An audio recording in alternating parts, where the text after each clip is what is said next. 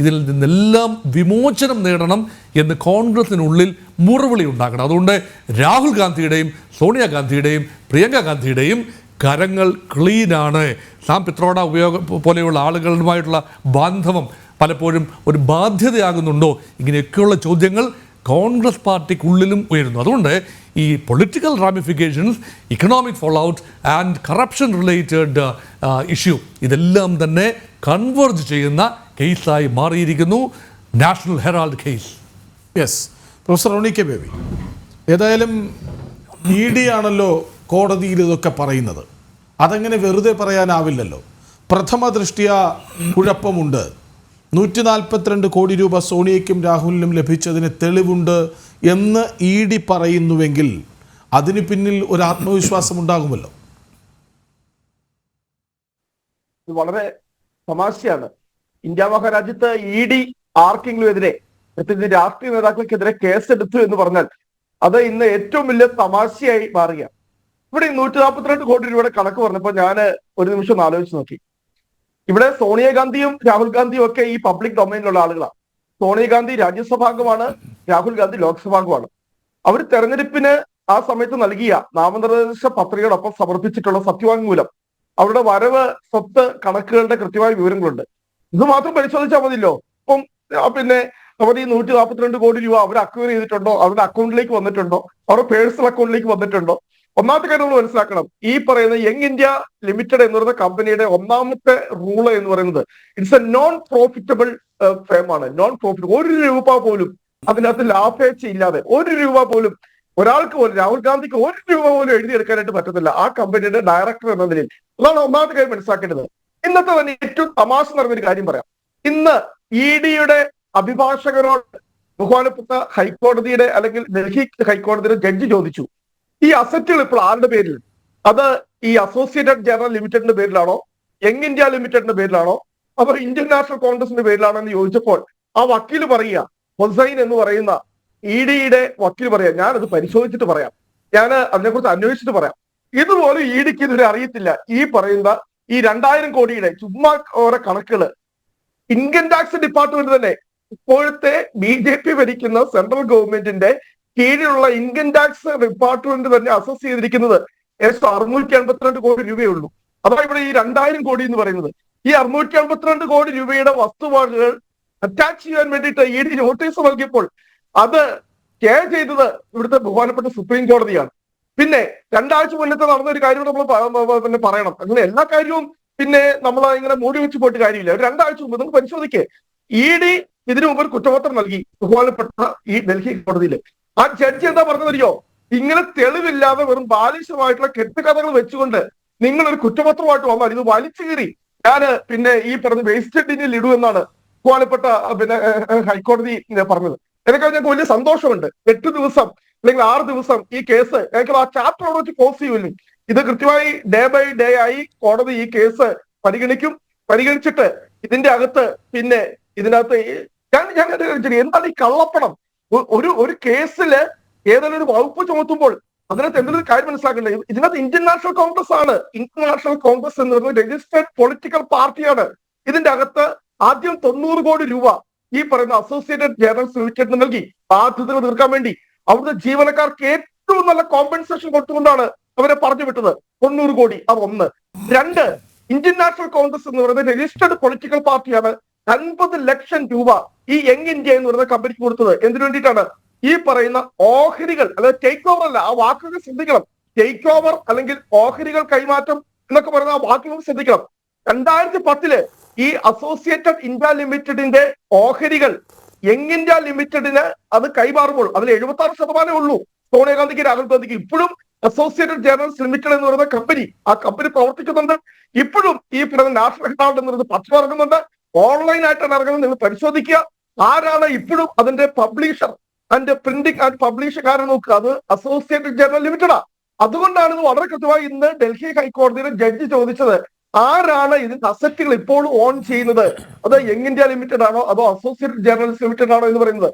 2010 ഈ young India limited കമ്പനിക്ക് ഇതിന്റെ ഷെയർ അല്ലെങ്കിൽ അതിന്റെ ഇത്ര ശതമാനം ഷെയറുകൾ കൊടുക്കാൻ തീരുമാനിച്ചപ്പോൾ 1047 ഷെയർ ഹോൾഡേഴ്സ് ആയിരുന്നു ആ അസോസിയേറ്റഡ് ജനറൽ സെക്രട്ടറി ഉണ്ടായിരുന്ന പ്രശാന്ത് ഭൂഷണിനെ പോലെയൊക്കെയുള്ള അല്ലെങ്കിൽ മാർക്കന്റെ കഞ്ജുവിനെ പോലെയുള്ള ആളുകളൊക്കെ അതിന്റെ ഷെയർ ഹോൾഡേഴ്സ് ആയിരുന്നു. ഒരാൾ പോലും ഈ ഷെയറുകൾ ഈ പറയുന്ന യങ് ഇന്ത്യ ലിമിറ്റഡ് എന്ന് പറയുന്ന പുതുതായി ഫോർട്ട് ചെയ്ത ഈ കമ്പനിക്ക്, കാരണം നമുക്കറിയാം 90 കോടി രൂപ ഇന്ത്യൻ നാഷണൽ കോൺഗ്രസ്, കാരണം ഞങ്ങൾക്ക് അത്ര വൈകാരികമാണ്. ഇൻഫോയിൽ പറഞ്ഞതുപോലെ സ്വാതന്ത്ര്യ സമരത്തിന്റെ പേരിലല്ല, സ്വാതന്ത്ര്യ സമരത്തിന് വേണ്ടിയാ. നമ്മളങ്ങനെ ചുമ്മാ ഒരു വാക്കൊക്കെ ഉപയോഗിക്കണം. സ്വാതന്ത്ര്യ സമരത്തിന്റെ പേരിലെ നെഹ്റു നാട്ടിൽ നിന്നൊക്കെ കാശ്മീരിക്ക് പോക്കറ്റിലാക്കാൻ വേണ്ടി ഉണ്ടാക്കിയ പിന്നെ പത്രമൊന്നുമല്ല ഈ പറയുന്ന നാഷണൽ ഹെറാൾഡ്. 3 പത്രങ്ങൾ നാഷണൽ ഹെറാൾഡ്, അതിന്റെ പിന്നെ ഉറുദു, ഇതിന്റെ ഹിന്ദു ഉൾപ്പെടെ 3 ഈ ബ്രിട്ടീഷുകാർക്കെതിരെ സ്വാതന്ത്ര്യ സമരത്തിന്റെ മുന്നണി പ്രൊഫസർ റോണി കെ ബേബി കാശ് വിരിച്ച് പോക്കറ്റിട ഉണ്ടാക്കിയതല്ല, അത് തന്നെയാണ് ഞങ്ങളും പറയുന്നത്. പക്ഷേ അതിപ്പോൾ ഈ പുതിയ തലമുറ അറിയപ്പെടുന്നത് സോണിയാഗാന്ധിയും രാഹുൽ ഗാന്ധിയും അഴിമതി ഉണ്ടാക്കിയ കേസിന്റെ പേരിലാണ്. അവിടെയാണ് പ്രശ്നം. ഞാൻ പറഞ്ഞല്ലോ, ഇവിടെ 90 കോടി രൂപ ഞങ്ങൾക്ക് മാറിനിൽക്കാൻ കഴിയില്ല. അവിടെ വലിയ ഭീമമായ കടബാധ്യതകൾ ഉണ്ടാകുമ്പോൾ, അതിന്റെ ജീവനക്കാർക്ക് ശമ്പളം ഇല്ലാതെ വരുമ്പോൾ നമുക്കറിയാം 2000 ഈ ഇന്ത്യ മഹാരാജ്യത്തൊക്കെ ഇപ്പൊ ലാഭത്തിൽ പ്രവർത്തിക്കുന്ന എത്ര പത്രങ്ങളുണ്ട്, എല്ലാം വലിയ ക്രൈസിസിലാണ്. എല്ലാ പത്രമാധ്യമങ്ങളും വലിയ ക്രൈസിസിലാണ്. ഇതിനകത്ത് നാഷണൽ ഹെറാൾഡും വലിയ ക്രൈസിസായി, കുടിശ്ശികയായി, ശമ്പളം ഉൾപ്പെടെ PF ഉൾപ്പെടെ മുഴുവൻ കുടിശ്ശികയായി. ഇപ്പോൾ കോൺഗ്രസ് 90 കോടി രൂപ ലോൺ കൊടുത്തു ആർക്ക്? ഈ പറയുന്ന അസോസിയേറ്റഡ് ജനറൽസ് ലിമിറ്റഡ് എന്ന് പറയുന്ന ഈ പറയുന്ന കമ്പനിക്ക്. അപ്പൊ എന്ത് ചെയ്തു? അത് റീഫണ്ട് ചെയ്യണം. അത് റീഫണ്ട് ചെയ്യാനായിട്ട് കോൺഗ്രസിന് ഒരിക്കലും ഒരു കമ്പനിയുടെ ഷെയറുകൾ മേടിക്കാനായിട്ട് കഴിയില്ല. അപ്പൊ നമുക്കറിയാം കോൺഗ്രസ് ഒരു രാഷ്ട്രീയ പാർട്ടിയാണ്, BJP രാഷ്ട്രീയ പാർട്ടിയാണ്, അതുപോലെ രാഷ്ട്രീയ പാർട്ടിയാണ്. രാഷ്ട്രീയ പാർട്ടിക്ക് ഒരിക്കലും ഒരു കമ്പനിയുടെ ഷെയറുകൾ, കാരണം ഈ 90 കോടി രൂപ കൊടുത്തല്ലോ, ആ 90 കോടി രൂപ നമുക്ക് തിരിച്ചു വാങ്ങണമല്ലോ. അപ്പൊ ആ 90 കോടി രൂപ തിരിച്ചു വാങ്ങുന്നതിന് വേണ്ടി പിന്നെ ഫോർട്ട് ചെയ്തൊരു കമ്പനിയാ. അതിനകത്ത് എങ്ങനെയാണ് സോണിയാഗാന്ധി രാഹുൽ ഗാന്ധി വന്നതിന് കൃത്യമായി പറയാം. സോണിയാഗാന്ധി അന്ന് AICC പ്രസിഡന്റാണ്. 2 രാഹുൽ ഗാന്ധി AICC ജനറൽ സെക്രട്ടറിയാണ്. 3 അന്ന് കോൺഗ്രസിന്റെ ഖജാൻജി എന്ന് പറയുന്നത് ഓസ്കാർ ഫെർണാണ്ടസ് ആണ്. അങ്ങനെയാണ് ഇവരെല്ലാം ഇതിനകത്ത് വന്നത്. അല്ലാതെ ഇതിനകത്ത് നിങ്ങളൊരു കാര്യം മനസ്സിലാക്കണം, ഇതിനകത്ത് ഒറ്റ കാര്യത്തിൽ ഇത് പൊളിയും. നിങ്ങൾ തെളിയിക്കുക, രാഹുൽ ഗാന്ധിയുടെയോ സോണിയാഗാന്ധിയുടെ പേഴ്സണൽ അക്കൗണ്ടിലേക്ക് ഇതിന്റെ പേരിൽ 1 രൂപ പോലും, ഞാൻ പറഞ്ഞല്ലോ. കാരണം ഇത് കേസ് തെളിയിച്ചു കഴിഞ്ഞാൽ രാഹുൽ ഗാന്ധിയുടെയും സോണിയാഗാന്ധിയുടെയും പിന്നെ ലോക്സഭാംഗത്വം അല്ലെങ്കിൽ രാജ്യസഭാംഗത്വം പോലും പിന്നെ ക്രൈസിസിലാണ്. കാരണം എന്താ പറയുക, കാരണം ഇത് അവരവരുടെ അഫിഡേവിറ്റ് തന്നിട്ടില്ല. കാരണം അഫിഡേവിറ്റ് നേരത്തെ കാര്യമില്ല. അത് തന്നെ ഒന്നാമത്തെ അതിന്റെ ലോജിക്ക് നമുക്ക് മനസ്സിലാക്കാം. ഈ 192 കോടി രൂപ, അതുകൊണ്ടാണ് ഇത് ജഡ്ജി കൃത്യമായി ചോദിച്ചത്. നിങ്ങൾ വായിക്കേ, ഇത് ഞാൻ വായിച്ചു കേൾപ്പിക്കാം. ഇന്ന് ജഡ്ജി പറഞ്ഞ സ്റ്റേറ്റ്മെന്റ് കൃത്യമായി ഞാൻ വായിച്ചു കേൾപ്പിക്കാം. ഇതിന്റെ ഉടമസ്ഥർ ഇപ്പോഴും ആരാണ്? ഈ പറയുന്ന ഈ നാഷണൽ ഹെറാൾഡിന്റെ ഇത്രയും പ്രോപ്പർട്ടീസ് നിങ്ങൾ പറയുന്ന 2000 കോടി, 682 കോടിയുള്ളൂ. അതുകൊണ്ടാണ് അത് അറ്റാച്ച് ചെയ്യാൻ വേണ്ടി. ഇതൊക്കെ നിങ്ങൾ ഒരേ സമയം തന്നെ 2 വർത്താനം പറയുന്നത്. ഒരു സൈഡിൽ പറയുന്നത് 2000 കോടി, ഒരു സൈഡിൽ പറയുന്നത് ഇൻകം ടാക്സ് ഡിപ്പാർട്ട്മെന്റ് 682 കോടി രൂപ പിന്നെ അത്രയും അസറ്റ് അറ്റാച്ച് ചെയ്യാൻ വേണ്ടി നോട്ടീസ് കൊടുത്തു. ശരിക്കും ശരി, ഞാൻ അങ്ങയിലേക്ക് വരാം. എൻ്റെ ഓർമ്മ ശരിയെങ്കിൽ അന്നത്തെ ഖജാൻജി മോത്തിലാൽ വോറയാണ്. പക്ഷേ മുൻ കേന്ദ്രമന്ത്രിയായ ഓസ്കാർ ഫെർണാണ്ടസും അതിനകത്തുണ്ടായിരുന്നു. ശരി തന്നെ. 2 അതിഥികൾ കൂടി നമുക്കൊപ്പം ചേരുന്നുണ്ട്. ഒന്ന് BJP നേതാവ് P. ശ്യാംരാജ്, ഒന്ന് രാഷ്ട്രീയ നിരീക്ഷകൻ N. ശ്രീകുമാർ. P. ശ്യാംരാജ്, അതായത് ഈ യങ് ഇന്ത്യ എന്ന സ്ഥാപനത്തിന് ബിസിനസ് പ്രവർത്തനങ്ങളില്ല, അതിൻ്റെ ഓഹരി സ്വത്ത് വാടക വരുമാനം എല്ലാം കുറ്റകൃത്യത്തിൻ്റെ ഭാഗം എന്നാണ് ED പറയുന്നത്. സാമ്പത്തിക നേട്ടമുണ്ടാക്കാനോ യങ് ഇന്ത്യ എന്ന കമ്പനി ഉണ്ടാക്കിയത്, അതാണോ വെളിവാകുന്നത്?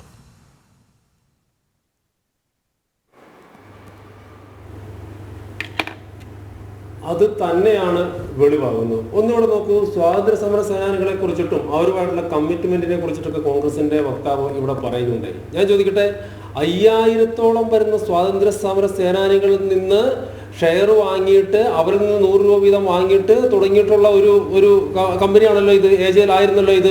അതായത് ആ കാലഘട്ടത്തിൽ സ്വാതന്ത്ര്യ സമരത്തെ കുറിച്ചിട്ട് കൂടുതൽ ജനങ്ങളിലേക്ക് എത്തിക്കുക എന്ന സതുദ്ദേശത്തോടു കൂടി തുടങ്ങിയ ഒരു കമ്പനിയും അതിൽ നിന്ന് തുടങ്ങിയ പത്രങ്ങളും, ആ പത്രങ്ങളുടെ അല്ലെങ്കിൽ ആ കമ്പനിയുടെ ഷെയർ എങ്ങനെയാണ് 2 പേരിലേക്ക് പോകുന്നത്? ഈ കോൺഗ്രസ് പാർട്ടി മനസ്സിലാക്കേണ്ട ഇവരുടെ പ്രശ്നം അടിസ്ഥാനപരമായിട്ട് ഇതാണെന്ന്. ഇന്ത്യ എന്നാൽ ഇന്ദിരയാണെന്നും ഇന്ത്യ എന്നാൽ നെഹ്റു ആണെന്നൊക്കെയാണ് ഇവരുടെ വിചാരം. ഇവരിപ്പോഴും വിചാരിക്കുന്ന കോൺഗ്രസ് പാർട്ടി എന്ന് പറഞ്ഞാൽ സ്വാതന്ത്ര്യ സമര സേനാനികൾ എന്ന് പറഞ്ഞാൽ കോൺഗ്രസ് പാർട്ടിക്ക് മൊത്തമായിട്ടുള്ളതാണ് എന്നും എന്തും എങ്ങനെയും അവർക്ക് ഇഷ്ടമുള്ള രീതിയിൽ നെഹ്റു കുടുംബത്തിന് തീരെഴുതി എടുക്കാം എന്നുമുള്ളതുമാണ്. ഒരു സാമാന്യ, ഞാനതിന്റെ കേസിന്റെ മെറിറ്റിലേക്ക് പോകുന്നതിനപ്പുറത്തേക്കുള്ള ചില സാമാന്യ മര്യാദകളെ കുറിച്ച് ഞാൻ ചോദിക്കട്ടെ. ഈ യങ് ഇന്ത്യ കമ്പനി അവര് ഈ AJL ഷെയർ എടുക്കുന്ന സമയത്ത് ഈ ഷെയർ ഹോൾഡേഴ്സ് ആയിട്ടുള്ള ആളുകളെ മാർക്കണ്ഡേ കടിച്ചു അടക്കമുള്ള ആളുകൾ പറഞ്ഞില്ലേ, അദ്ദേഹം പറഞ്ഞു ഞാൻ ഈ കേസിന്റെ മെറിറ്റിലേക്ക് പോകുന്നില്ല, പക്ഷേ ഞാൻ അറിഞ്ഞിട്ട് പോലുമില്ല ഇങ്ങനെ ഒരു ഓഹരി കൈമാറ്റം നടന്നിട്ടുള്ളത്. അതായത് ഈ ഷെയറുകൾ കോൺഗ്രസ് പാർട്ടിയിലേക്ക് പോലും അല്ലാതെ രാഹുൽ ഗാന്ധിയുടെയും അമ്മ സോണിയാഗാന്ധിയുടെയും കയ്യിലേക്ക് 76% ഷെയർ പോകുന്ന കാര്യം ഞാൻ പോലും അറിഞ്ഞിട്ടുണ്ടായിരുന്നില്ല. അപ്പോൾ രഹസ്യമായിട്ട് ആരെയും അറിയിക്കാതെ, ഷെയർ ഹോൾഡേഴ്സിനെ അറിയിക്കാതെ ഈ പറഞ്ഞിട്ടുള്ള സ്വാതന്ത്ര്യ സമര സേനാനികൾ വിയർപ്പൊഴുക്കി നേടിയിട്ടുള്ള അവരുടെ ഒരു കോൺട്രിബ്യൂഷൻ കോൺഗ്രസ് പാർട്ടി, അതോടൊപ്പം തന്നെ നെഹ്റു കുടുംബം, ഞാൻ കോൺഗ്രസ് പാർട്ടി ഒന്നും പറയുന്നില്ല, നെഹ്റു കുടുംബം തട്ടിയെടുക്കുകയാണ് ചെയ്തത്. ഇതൊരു കോമൺ സെൻസ് ആണ്, സാമാന്യ യുക്തിയാണ്. ആ രീതിയിലാണ് ഇവരെ തട്ടിയെടുത്തിട്ടുള്ളത്. പിന്നെ എങ്ങനെയാണ് ഈ 2000 കോടി എന്ന് പറയുന്നതിന്റെ കണക്ക് എങ്ങനെയാണ്? അത് അവരുടെ വസ്തുവകകളും അതോടൊപ്പം തന്നെ മുഴുവൻ സംവിധാനങ്ങളും കൂടെ കൂട്ടിയിട്ടുള്ള ഒരു കണക്കാണ്. അതിൽ ചെറിയ വ്യത്യാസങ്ങൾ അങ്ങോട്ടും ഇങ്ങോട്ടും വന്നേക്കാം. എന്ന് പറഞ്ഞെങ്കിൽ പോലും ഈ 50 ലക്ഷം രൂപയ്ക്ക് എങ്ങനെയാണ് ഇത് വാങ്ങാൻ വേണ്ടിയിട്ട് സാധിക്കുക? അപ്പോ മുൻകാലങ്ങളിൽ സംഭവിച്ചതുപോലെ ഇന്ത്യയിലെ ജനങ്ങളെ, സ്വാതന്ത്ര്യ സമര സേനാനികളെ, അവരുടെ പാരമ്പര്യത്തെ അവരെ കബളിപ്പിക്കുവാൻ വേണ്ടിയിട്ടുള്ള ശ്രമമാണ് രാഹുൽ ഗാന്ധിയുടെയും സോണിയാഗാന്ധിയുടെയും ഭാഗത്തു നിന്നുണ്ടായിട്ടുള്ളത്. ഞാൻ കോൺഗ്രസ് പാർട്ടി എന്ന് പോലും പറയുന്നില്ല. കാരണം കോൺഗ്രസ് പാർട്ടി എന്ന് പറഞ്ഞാൽ ഇവരാണെങ്കിൽ അങ്ങനെ ഒരു വൈപ്പുണ്ടെങ്കിൽ സമ്മതിക്കാം. അതല്ലെങ്കിൽ ഈ നാട്ടിലെ ജനങ്ങളെ, നമ്മുടെ സ്വാതന്ത്ര്യ സമര സേനാനികളുടെ പാരമ്പര്യത്തെ കട്ടെടുക്കുന്ന നിലപാടാണ് കോൺഗ്രസ് പാർട്ടി കാണിച്ചിട്ടുള്ളത്. യാതൊരു സംശയവും വേണ്ട. ഇപ്പൊ തിന്നിട്ടുണ്ടെങ്കിൽ, തെറ്റ് ചെയ്തിട്ടുണ്ടെങ്കിൽ വെള്ളം കുടിക്കുക തന്നെ ചെയ്യും. ഇപ്പോൾ കോൺഗ്രസിലെ വക്താവ് പറയുന്നത് കേട്ടു, അവർ കുറ്റവാളികളാണെന്ന് തെളിയിക്കപ്പെടട്ടെ, ജയിലിടട്ടെ എന്നൊക്കെ. സമയം വരില്ലേ? ഇന്ത്യയിൽ ഏതെങ്കിലും ഒരു കേസ് ഇത്ര സമയത്തിനുള്ളിൽ കേസ് കംപ്ലീറ്റ് ചെയ്യണം, അല്ലെങ്കിൽ ഇത്ര സമയത്തിനുള്ളിൽ ചെയ്തു എന്നുള്ള ഒരു അളവ് നമുക്ക് പറയാൻ വേണ്ടി പറ്റുമോ? കേസ് ഇൻ പ്രോസസ് ആണ്. ആ കേസ് നടക്കുക തന്നെ ചെയ്യും. ഞാൻ പ്രതീക്ഷിക്കുന്നത് ഇതിങ്ങനെ പോവുകയാണെങ്കിൽ രാഹുൽ ഗാന്ധിയും സോണിയാഗാന്ധിയും കോൺഗ്രസിലെ നേതാക്കന്മാരും തെറ്റ് ചെയ്തിട്ടുണ്ട്, കള്ളപ്പണമിടപാട് നടന്നിട്ടുണ്ട്, ജയിലറുകൾക്കുള്ളിൽ ആവുക തന്നെ ചെയ്യും. അത് സ്വാതന്ത്ര്യ സമര സേനാനികളോടുള്ള ഒരു നീതി കൂടിയാണ് എന്നാണ് എനിക്ക് ഈ സന്ദർഭത്തിൽ പറയാൻ വേണ്ടിയിട്ടുള്ളത്. ശരി, ശ്രീ എൻ ശ്രീകുമാർ, അതായത് ED പറയുന്നത് തെളിവുണ്ട് എന്നാണ്. പ്രഥമ ദൃഷ്ട്യാ സോണിയയും രാഹുലും ഒക്കെ കുറ്റക്കാരാണ് എന്നാണ്. അത് കോടതിയിലാണ് പറയുന്നത്. കോൺഗ്രസ് പ്രതിരോധത്തിലാണോ, അതോ കോൺഗ്രസിലെ കുടുംബവാഴ്ചയുടെ തട്ടിപ്പ് പ്രതിരോധത്തിലാക്കിയോ അവരെ? നോക്കൂ കൃഷ്ണരാജെ, കോൺഗ്രസിൻ്റെ കുടുംബവാഴ്ച എന്നൊക്കെ കേട്ട് കാലം എത്രയായി? ഇന്ന് ഏത് പാർട്ടിയിലാണ് കുടുംബവാഴ്ച ഇല്ലാത്തത്? അപ്പോൾ കുടുംബവാഴ്ച എന്നുള്ളത് ഇന്ന് രാഷ്ട്രീയത്തിലൊരു പ്രശ്നമുള്ള കാര്യമല്ല. കോൺഗ്രസിൽ മാത്രമല്ല, എല്ലാ പാർട്ടിയിലും അത്യാവശ്യം കുടുംബവും ബന്ധവും മക്കളും മരുമക്കളും ഒക്കെ ഉണ്ട്. അതോടെ നിൽക്കട്ടെ. അതായത് ഇന്ത്യൻ നാഷണൽ കോൺഗ്രസ് അവരുടെ മുഖപത്രം നടത്തണമെങ്കിൽ അത് വേറൊരാളോട് ചോദിക്കണമെന്ന് പറഞ്ഞാൽ അത് സാമാന്യ യുക്തിക്ക് നിരക്കുന്നതാണോ? ഇത് നമ്മളിപ്പോൾ ചർച്ച ചെയ്യുന്നത് ED ഇത് സംബന്ധിച്ച് നടത്തുന്ന അന്വേഷണങ്ങളാണല്ലോ. പഴയ കാലത്തൊക്കെ ആണെങ്കിൽ ED ഒരു കാര്യം അന്വേഷിച്ചാൽ നമുക്ക് പറയാൻ പറ്റും ആ EDയുടെ അന്വേഷണം വരുന്നു എന്ന്. ഇന്ന് കേരളത്തിലെ EDയെക്കുറിച്ച് വരുന്ന വാർത്തകൾ എന്താണ്? നല്ല തമാശയല്ലേ? ആ EDയുടെ ഒരു വിഭാഗമാണല്ലോ എന്തായാലും ഇത് അന്വേഷിക്കുന്നത്. അവരന്വേഷിക്കട്ടെ. ജനങ്ങൾക്കിടയിൽ EDയെക്കുറിച്ചുള്ള വിശ്വാസവും EDയെക്കുറിച്ചുള്ള മതിപ്പും ഒക്കെ വാർത്തകളിൽ നിന്ന് അവർ മനസ്സിലാക്കുന്നുണ്ട്. അതിൻ്റെ സത്യാവസ്ഥ നമുക്കറിയില്ല. വാർത്തകളെ അടിസ്ഥാനപ്പെടുത്തിയാണ് ഞാൻ പറയുന്നത്. നാഷണൽ ഹെറാൾഡ് എന്ന് പറയുന്നത് കോൺഗ്രസിൻ്റെ മുഖപത്രമാണ്. ആ മുഖപത്രത്തിൽ കോൺഗ്രസ്സുകാർക്കൊരു പരാതിയില്ല. ആ മുഖപത്രത്തിൻ്റെ നടത്തിപ്പുകാരെ സോണിയാഗാന്ധിയുടെ കുടുംബമായാലും രാഹുൽ ഗാന്ധിയുടെ നേതൃത്വത്തിലായാലും കോൺഗ്രസ്സുകാർക്ക് പരാതിയില്ല. പക്ഷേ പരാതിയുള്ളത് ഡോക്ടർ സുബ്രഹ്മണ്യൻ സ്വാമിക്കാണ്. സുബ്രഹ്മണ്യ സ്വാമി BJPയുമായി ബന്ധപ്പെട്ട പഴയ ജനസംഘത്തിൽ നിന്ന് വന്ന് BJPയുമായി ചേർന്ന് നിൽക്കുന്ന ഒരു നേതാവാണ് അദ്ദേഹം. BJP ഇപ്പോൾ BJPയിൽ അദ്ദേഹത്തിനുള്ള ഒരു സ്വാധീന സ്ഥാനമൊന്നും എനിക്കറിയില്ല. പക്ഷേ അദ്ദേഹമാണ് കേസ് കൊടുത്തത്. ആ കേസിൽ അവർ പറയുന്നത് എന്താണ്? ഇന്ത്യൻ നാഷണൽ കോൺഗ്രസ് രൂപീകരിച്ച, അതായത് അസോസിയേറ്റഡ് ജേർണൽസ് എന്ന സ്ഥാപനത്തിൻ്റെ ഓഹരി ചുളിവ് വിലയ്ക്ക് വാങ്ങിച്ചിട്ട് സോണിയ കുടുംബം കയ്യിൽ വെച്ചിരിക്കുന്നു എന്നുള്ളതാണ്. സോണിയാഗാന്ധി കോൺഗ്രസ് പ്രസിഡന്റും രാഹുൽ ഗാന്ധി അവരുടെ മകനും കോൺഗ്രസിൻ്റെ നേതാവുമൊക്കെയാണ്. ഇവരെ കോൺഗ്രസ് ഒരു കാര്യം ഏൽപ്പിച്ചാൽ അത് കോൺഗ്രസിൻ്റെ വിശ്വാസമാണ്. രാഹുൽ ഗാന്ധിയും സോണിയാഗാന്ധിയും മതി ഇത് കൈകാര്യം ചെയ്യാൻ എന്ന് വിചാരിച്ചാൽ അത് അവരാണ് കൈകാര്യം ചെയ്യുക. അതിന് പുറമേയുള്ളവർക്ക് എന്താ കാര്യമുള്ളത്? കോൺഗ്രസ്സിലെ ഏതെങ്കിലും നേതാക്കൾ പരാതിപ്പെട്ട ഇതൊക്കെ ശരിയാണ്, ശരി, കോൺഗ്രസിൻ്റെ വർക്കിംഗ് കമ്മിറ്റി മെമ്പറോ അല്ലെങ്കിൽ കോൺഗ്രസിൻ്റെ ഏതെങ്കിലും പ്രമുഖ നേതാക്കളോ ഒക്കെ പരാതിപ്പെട്ടാൽ നമുക്കിതിനെക്കുറിച്ച് പറയാം, കോൺഗ്രസ്സൊക്കെ പരാതി ഉണ്ടെന്ന്. ഇത് കോൺഗ്രസ്സുകാർക്കും ഒരു പരാതിയില്ല. ഈ പത്രം ആദ്യം നിരോധിച്ച ബ്രിട്ടീഷ് ഗവൺമെൻറ്റാണ്. സ്വാതന്ത്ര്യ സമരകാലത്ത് പത്രം വേണ്ട എന്ന് അവരങ്ങ് തീരുമാനിച്ചു. പിന്നെ കഷ്ടപ്പെട്ട് ജവഹർലാൽ നെഹ്റു പറഞ്ഞു, എൻ്റെ ഒരു സ്ഥാപനം വിറ്റിട്ടാണെങ്കിൽ പോലും ഞാൻ ഈ പത്രം നടത്തുമെന്ന് പറഞ്ഞു. അങ്ങനെയൊക്കെ ഉണ്ടായൊരു പത്രമാണത്. ആ പത്രത്തിൽ ഇപ്പോൾ ആ പത്രത്തെ കയറി പിടിച്ചിരിക്കുന്നത് എന്തുകൊണ്ടാണെന്ന് വെച്ചാൽ പൊതുവെയുള്ള BJPയുടെ ഒരു പ്രവർത്തക മാധ്യമ നയത്തിൻ്റെ ഭാഗം ഒക്കെ ആണോ എന്ന് ചോദിച്ചാൽ അതും ആയിരിക്കാം. കാരണം അങ്ങനെയെങ്കിൽ അങ്ങനെയും കോൺഗ്രസിൻ്റെ പ്രമുഖരായ രണ്ടുപേരെ കൊടുക്കാം എന്നവർ ധരിക്കുന്നുണ്ടായിരിക്കാം.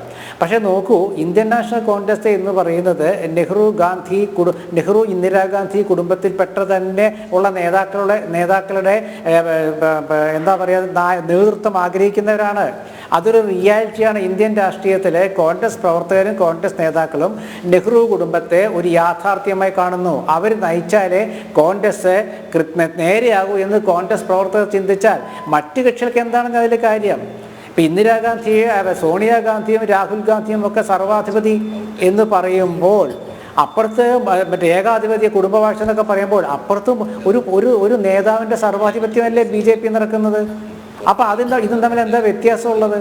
അപ്പോൾ ഇവിടെ വിഷയം എന്താണെന്ന് വെച്ചാൽ നാഷണൽ ഹെറാൾഡ് എന്ന പത്രത്തിൻ്റെ ഒരു മറ പിടിച്ചുകൊണ്ട് ഇവരെ ചോദ്യം ചെയ്തുകൊണ്ടിരിക്കുക. എന്ന് വെച്ചാൽ സോണിയാഗാന്ധി രാഹുൽ ഗാന്ധിയും പണം കൈവശപ്പെടുത്തിയെന്ന് പറയുക. അത് സാങ്കേതികമായിട്ടൊക്കെ ശരിയാണ്. പക്ഷേ ഇത് ലാഭേച്ഛയില്ലാതെ പ്രവർത്തിക്കുന്ന ആർക്കും അതിൽ നിന്ന് പണം എടുക്കാൻ പറ്റില്ല. അതെല്ലാവർക്കും അറിയുന്ന കാര്യമാണ്. അതൊക്കെ എത്രയോ ചർച്ച ചെയ്തിട്ടുള്ളതാണ്. കോൺഗ്രസിൻ്റെ ഒരു നേതാവിന് ഇതിൽ പണം എടുക്കാൻ പറ്റില്ല. പക്ഷേ കോൺഗ്രസിന് വിശ്വാസമുള്ള നേതാക്കളുടെ കയ്യിൽ പത്രത്തിൻ്റെ ഓഹരികൾ ഏൽപ്പിച്ചു. അതാണ് എൻ്റെ സത്യം. അതായത് ഉത്തരേന്ത്യൻ രാഷ്ട്രീയത്തിൽ അറിയാമല്ലോ, കോൺഗ്രസ് നേതാക്കളെ കുറേ അധികാര താല്പര്യമുള്ള കോൺഗ്രസ് നേതാക്കളെ അവരങ്ങോട്ടും ഇങ്ങോട്ടുമൊക്കെ മാറിക്കൊണ്ടിരിക്കും. അങ്ങനെയുള്ളവരൊക്കെ ഈ പത്രത്തിൻ്റെ ഉടമസ്ഥാവകാശവും ഓഹരിയൊക്കെ പിടിച്ച് ഏൽപ്പിച്ചാത്ത അവസ്ഥ എന്താ? ഒന്ന് ആലോചിച്ച് നോക്കൂ. അപ്പോൾ അതുകൊണ്ട് കോൺഗ്രസ് നേതാക്കൾക്ക് വിശ്വസ്തരായ ആളുകളെ വെക്കാൻ പറ്റുള്ളൂ. ഇപ്പം സമീപകാല രാഷ്ട്രീയത്തിൽ തന്നെ നമ്മൾ കാണുന്നില്ലേ, കോൺഗ്രസിൻ്റെ നേതാക്കൾ ഒരുപാട് പേരുണ്ട്. പക്ഷേ യഥാർത്ഥ കോൺഗ്രസിനോട് കൂടുതൽ പ്രതിബദ്ധതയുള്ള നേതാക്കൾ ആരാണെന്നുള്ളതല്ലേ ഇപ്പം ചർച്ച വരുന്നത്. അപ്പോൾ അങ്ങനെയൊക്കെ ചർച്ച വരുമ്പോഴേ രാഹുൽ ഗാന്ധിയും സോണിയാഗാന്ധിയും ഒക്കെ ഇതിൻ്റെ ഉടമസ്ഥാവകാശം ഏൽപ്പിച്ചാൽ അത് ഭദ്രമായിക്കൊള്ളും. നേരെ മറിച്ച് ഇന്ന് കോൺഗ്രസ് നാളെ വേറൊരു ചിന്താഗതിയായി വന്നപ്പോൾ എന്ത് ചെയ്യും? അയാളിൻ്റെ ഒരു ഡയറക്ടർ ബോർഡിൽ വന്നാൽ എന്ത് ചെയ്യും? അതൊരു ബുദ്ധിമുട്ടാവില്ലേ? അതൊക്കെയാണ് ഇതിൻ്റെ കാര്യം, അടിസ്ഥാന കാര്യം അതൊക്കെയാണ്. കാരണം കോൺഗ്രസ്സുകാർക്ക് വിശ്വാസമില്ലേ എന്നിപ്പോൾ കൃഷ്ണരാജ് ചോദിച്ചാൽ അത് വേറൊരു ഉത്തരവാണ്. പക്ഷേ ഞാനീ പറയുന്നത് നിങ്ങളൊരു യാഥാർത്ഥ്യം മനസ്സിലായിട്ടില്ലേ? അതായത് നമ്മളുടെ കയ്യിൽ ഒരു സ്ഥാപനം ഇരിക്കുമ്പോൾ ആ സ്ഥാപനം കൈമോശം വരാതിരിക്കണമെങ്കിൽ നമ്മൾ എന്താണ് ചെയ്യുക? അത് ഭദ്രമായുള്ള കൈകളിൽ ഏൽപ്പിക്കും. അതിൽ കോൺഗ്രസ്സുകാർക്ക് യാതൊരു വിരോധവും ഇല്ല അവർ കൈകാര്യം ചെയ്യുന്നതിൽ. പക്ഷേ വിരോധമുള്ളത് അപ്പുറത്തുള്ളവർക്കാണ്. EDയുടെ വിഷയം അതല്ല, ഗവൺമെൻറ്റിൻ്റെ വിഷയം അതല്ല. ഇവരെ നിരന്തരം ഇങ്ങനെ ചോദ്യം ചെയ്തുകൊണ്ടിരിക്കുക. എന്തിനാ ചോദ്യം ചെയ്യുന്നത്? പണം തട്ടിയെടുത്തു. അപ്പോൾ കോൺഗ്രസ് നേതാക്കൾ പണം തട്ടിയെടുത്തു. അതെ, ആര്?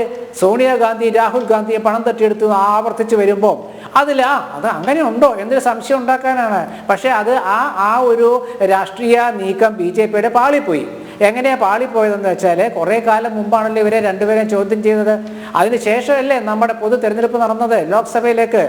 എന്നിട്ട് കോൺഗ്രസ്സിന് നഷ്ടമല്ലല്ലോ ഉണ്ടായത്. BJPയുടെ ഭൂരിപക്ഷം കുറച്ചില്ലേ? BJPയുടെ ഒറ്റയ്ക്കുള്ള ഭൂരിപക്ഷം കുറച്ചു കൊണ്ടുവന്നില്ലേ? നാഷണൽ ഹെറാൾഡ് കേസിൽ സോണിയാഗാന്ധിയെയും രാഹുൽ ഗാന്ധിയെയും ചോദ്യം ചെയ്തതിന് ശേഷം നടന്ന തെരഞ്ഞെടുപ്പിൽ BJPക്ക് ഒറ്റയ്ക്കുണ്ടായിരുന്ന വൻ ഭൂരിപക്ഷം പോയി. എന്നിട്ട് ഇപ്പോൾ രണ്ട് പാർട്ടികളുടെ പിന്തുണയോടെയാണ് നരേന്ദ്രമോദി ഭരിക്കുന്നത്. അതാണ് കോൺഗ്രസിൻ്റെ വിജയം. അപ്പോൾ അതുകൊണ്ട് ഈ കേസ് ഉണ്ടാക്കി കൊണ്ടുവന്നിട്ടും വലിയ പ്രയോജനം ഉണ്ടായില്ല. പക്ഷേ ഇതൊരു ചർച്ചയാക്കി കൊണ്ടുപോകാൻ പറ്റും. കാരണം സാങ്കേതികമായിട്ട് റോണി കെ ബേബി എന്താ പറഞ്ഞതെന്ന് എനിക്ക് അറിയില്ല, ഞാൻ കേട്ടില്ല, ഞാൻ വൈകിയാണ് വന്നത്. സാങ്കേതികമായിട്ട് ഇതിൽ കുറേ പ്രശ്നങ്ങൾ ഉണ്ടാക്കിയെടുക്കുക ശരി തന്നെയാണ്. പക്ഷേ അന്തിമ വിജയം ഇതിൽ കോൺഗ്രസിന് തന്നെയായിരിക്കും. കാരണം എന്താണ്? കോൺഗ്രസിൻ്റെ ഒരു പത്രം നടത്തണമെങ്കിൽ ആര് തീരുമാനിക്കണം എന്നാണ് ചിന്ത, അത്രേ ഉള്ളൂ. പിന്നെ ഇതിൽ വേറൊരു കാര്യമുണ്ട്. ഇപ്പോൾ നമ്മുടെ നാട്ടിൽ ഇപ്പോൾ നടക്കുന്നത് എന്താണ്? തമസ്കരണമല്ലേ. ഗാന്ധിജിയെക്കുറിച്ച്, നെഹ്റുവിനെക്കുറിച്ച്, പട്ടേലിനെക്കുറിച്ച്, ഇന്ദിരാഗാന്ധിയെക്കുറിച്ചുള്ള ഓർമ്മകളൊക്കെ ഏതാണ്ട് ഇല്ലാതാക്കുന്ന ഒരു രാഷ്ട്രീയ നയം കൈക്കൊള്ളുന്ന ഒരു ഭരണത്തിൽ ഇങ്ങനെയൊക്കെ സംഭവിക്കാം. കാരണം നെഹ്റുവിന്റെ പേര് മായ്ച്ചു കളയുന്നു. പ്രൊഫസർ റോണി കെ ബേബിയും N ശ്രീകുമാറും ഇതിനെക്കുറിച്ച് ലാഘവത്തോടെയോ അല്ലെങ്കിൽ ലളിതവൽക്കരിക്കാനോ ഒക്കെ ഒരു ശ്രമം നടത്തിയിട്ടുണ്ട്. അതവിടെ നിൽക്കട്ടെ. ഈ ക്രിമിനൽ ദുരുദ്ദേശം പ്രഥമദൃഷ്ട്യാ വ്യക്തമാണെന്ന് ഡൽഹി ഹൈക്കോടതി ഈ കേസിൽ നിരീക്ഷിച്ചതാണ്. ഡൽഹിയിലെ പ്രത്യേക PMLA കോടതി കുറ്റപത്രം സ്വീകരിച്ചപ്പോൾ അതുപോലൊരു അഭിപ്രായ പ്രകടനം നടത്തിയതാണ്. ഇതിപ്പോൾ കോടതിയിൽ ED തെളിവുകളുണ്ടെന്ന് പറഞ്ഞ് നിൽക്കുവാണ്. ഈ സ്റ്റേജിൽ തെളിവുകൾ ഉണ്ട് എന്ന് പറയുന്ന തെളിവുകളുടെ ആ ഒരു ആധികാരികത അതും കോടതി തന്നെയാണ് പറയേണ്ടത്. അപ്പോൾ ഇതിന് പ്രഥമ ദൃഷ്ട്യാ ഇവിടെ ഒരു കേസ് ഇൻ പോയിന്റ് ഇതുണ്ട് എന്ന് കോടതി പറയുമ്പോൾ അതിനെ അവിശ്വസിക്കേണ്ട കാര്യമില്ല. പക്ഷേ ഇവിടെ നേരത്തെ ശ്രീകുമാർ പറഞ്ഞതുപോലെ ഈ കോൺഗ്രസിൻ്റെ മുഖപത്രം അല്ലെങ്കിൽ കോൺഗ്രസ്സുകാർ പ്രധാനമായും സ്വാതന്ത്ര്യ സമര സേനാനികൾ അവരുടെ കോൺട്രിബ്യൂഷൻ അതിൻ്റെ ഫലമായി സ്വരൂപിച്ചെടുത്ത പണം അതുകൊണ്ട് തുടങ്ങിയ ഒരു പത്രം അല്ലെങ്കിൽ ഒരു പ്രിൻ്റ് പിന്നെ ആ ഒരു സംവിധാനം താറുമാറായി പോകുന്നു. പിൽക്കാലങ്ങളിൽ അത് ഏറ്റെടുത്ത് നടത്താൻ ആളില്ലാതെ പോകുന്നു, അതിന് ട്രാക്ഷൻ ലഭിക്കാതെ പോകുന്നു, അതിന് റീച്ച് ലഭിക്കാതെ പോകുന്നു, നിർത്തിപ്പോകുന്നു. അവിടെ പ്രഥമ ദൃഷ്ട്യാ ശ്രീകുമാരും അതുപോലെ പ്രൊഫസർ റോണി കെ ബേബിയും പറഞ്ഞ കാര്യങ്ങൾ വളരെ ലോജിക്കലാണ്, ഇല്ലെന്ന് പറയാൻ ഒക്കില്ല. കാരണം ഈ കോൺഗ്രസ്സുകാരുടെ പത്രം അതിൻ്റെ ഓഹരി അവർ വിശ്വസിച്ച് ആരെ ഏൽപ്പിക്കും? അതൊരു കോൺഗ്രസ്സുകാരനെ അല്ലേ ഏൽപ്പിക്കാൻ പറ്റൂ? ആരെങ്കിലും ഏൽപ്പിക്കാൻ പറ്റുമോ? പക്ഷെ അത്ര ലളിതമായി ഇതിനെ കാണാനാവുമോ? This is the public funding.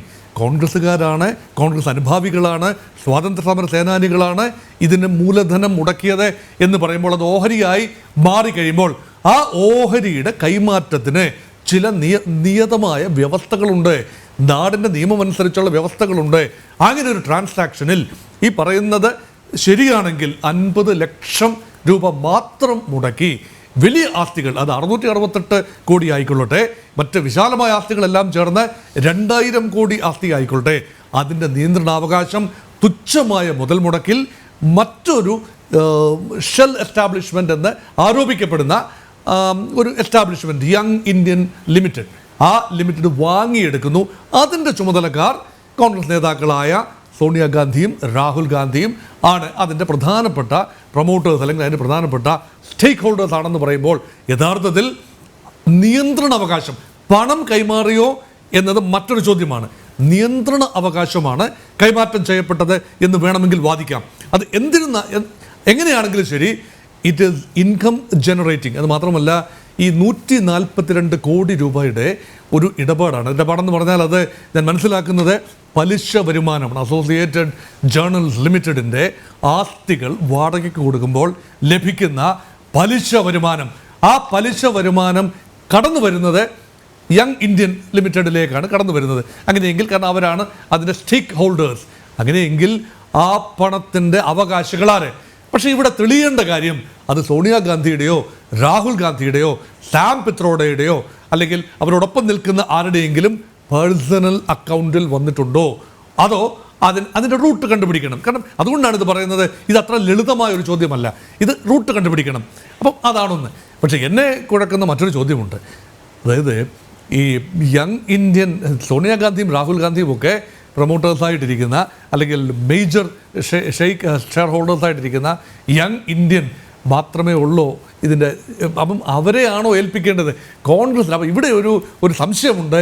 കോൺഗ്രസിൻ്റെ നേതാക്കൾക്ക് വിശ്വാസം ഇപ്പോഴും ഒരു ഡൈനാസ്റ്റിക് അപ്പീൽ മാത്രമാണോ? അതാണ് ലാർജ് ഡിബേറ്റ്. അപ്പോൾ അത് രാജ്യം ഒരുപക്ഷെ ഈ അഴിമതിക്ക് ഉപരിയായി അതൊരുപക്ഷെ രാജ്യം ഡിസ്കസ് ചെയ്യാനുള്ള സാധ്യതയുണ്ട്. അതുകൊണ്ടാണ് ഞാൻ നേരത്തെ സൂചിപ്പിച്ചത് ഇവിടെ മറ്റൊരു നററ്റീവിലേക്ക് ഇത് പോകും എന്നാണ് എനിക്ക് തോന്നുന്നത്. കാരണം ഇത് കേസ് ഒരുപക്ഷെ ദീർഘകാലം നിയമ പോരാട്ടത്തിലേക്ക് നീങ്ങും. നമ്മൾ നോക്കൂ, ലാവ്ലിൻ കേസ് ഇവിടെ കേരളത്തിലുണ്ടായി. അത് എത്ര കാലമായി തുടരുന്നു? അത് പല പല പല പഴുതുകൾ ഉപയോഗിച്ചുകൊണ്ട് മുന്നോട്ട് പോവുകയാണ്. SFIO ഏറ്റെടുത്ത വീണ വിജയനുമായി ബന്ധപ്പെട്ട കേസ്, കരിമണൽ കർത്തായുമായൊക്കെ ബന്ധപ്പെട്ട കേസ്, എത്ര കാലം? എനിക്ക് തോന്നുന്നത് ഭൂമി മലയാളം ഉള്ളിടത്തോളം കാലം ഈ കേസുകളെല്ലാം അനന്തമായി നീണ്ടുപോകും. അതുപോലെ നീണ്ടുപോകാൻ സാധ്യതയുള്ള ഒരു കേസാണ് നാഷണൽ ഹെറാൾഡ് കേസ് എന്ന് എൻ്റെ മനസ്സ് പറയുന്നു. കാരണം നാളുകളിൽ എന്താണ് സംഭവിക്കുന്നത്? പെട്ടെന്നൊരു വിധി വരുമോ? അത് അംഗീകരിക്കപ്പെടുമോ? അപ്പീലുണ്ടാകുമോ? ഇതെല്ലാം കാത്തിരുന്ന് കാണേണ്ട കാര്യമാണ്. പക്ഷേ ഇവിടെ സംശയത്തിൻ്റെ ഒരു പുകമറ ഇവിടെ ജനറേറ്റ് ചെയ്യപ്പെട്ടു.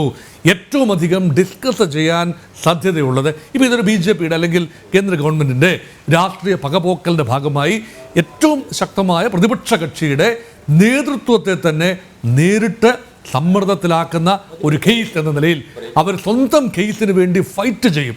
അപ്പം ആ സമയത്ത് പാർട്ടി ശ്രദ്ധിക്കാനാവില്ല. അങ്ങനെ കോൺഗ്രസ് പാർട്ടിയുടെ പ്രഭാവം കുറച്ചുകൊണ്ടുവരാം എന്നതാണ് തിയറി. അത് അങ്ങനെ ആകണമെന്നില്ല വർക്ക് ചെയ്യുന്നത്. അത് വർക്ക് ചെയ്യുന്നത് ഒരുപക്ഷെ കോൺഗ്രസിനുള്ളിൽ ഇപ്പോൾ കോൺഗ്രസിന് വിദേശകാര്യ നയം ഉൾപ്പെടെയുള്ള കാര്യങ്ങളിൽ ഡോക്ടർ ശശി തരൂരിനെ വിദേശത്ത് വിടുന്നതുമായി ബന്ധപ്പെട്ടുൾപ്പെടെ വലിയ രീതിയിലുള്ള ഒരു തർക്കങ്ങളും വാദങ്ങളും മറുവാദങ്ങളും ഈ സെലക്ഷൻ ശരിയായോ ഇങ്ങനെയുള്ള വാദങ്ങൾ വരുന്നു. ഉടനെ ഒരു ലോക്സഭാ തെരഞ്ഞെടുപ്പ് ഇല്ലയെന്ന് ഓർക്കണം. നിയമസഭാ തെരഞ്ഞെടുപ്പ് ലോക്സഭാ തെരഞ്ഞെടുപ്പ് ഉടനെയില്ല. അങ്ങനെയെങ്കിൽ ദേശീയ തലത്തിൽ ഒരു ചേർണിങ് ഔട്ട് പ്രോസസ്സിന് വിധേയമാകും. കോൺഗ്രസ് തീർച്ചയായും സഹ പാനലിസ്റ്റുകൾ പറഞ്ഞതുപോലെ they have improved there position. ഒരു കേവലം ഈ 99 സീറ്റിലേക്ക് കോൺഗ്രസിന് വളർച്ച സാധിച്ചു എന്ന് പറയുമ്പോൾ ആൻറ്റി ഇൻകംബൻസിയുടെ പ്രയോജനം നേരിട്ട് കോൺഗ്രസിന് ലഭിച്ചു എന്ന് പറയാം.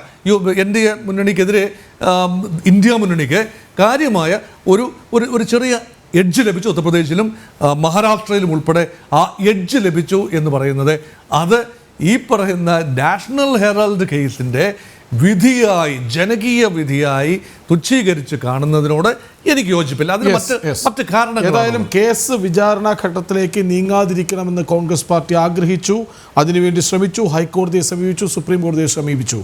പ്രൊഫസർ റോണി കെ ബേബി, അതായത് ഇത് ഞങ്ങളുടെ പത്രമാണ്, ആരുടമയാകണമെന്ന് ഞങ്ങൾക്ക് തീരുമാനിക്കാൻ അവകാശമുണ്ട് എന്ന തലത്തിലേക്ക് ചർച്ച പോകുന്നുണ്ട് നിങ്ങളുടെ ഭാഗത്ത് നിന്ന്. ശരി, പക്ഷേ ഡോക്ടർ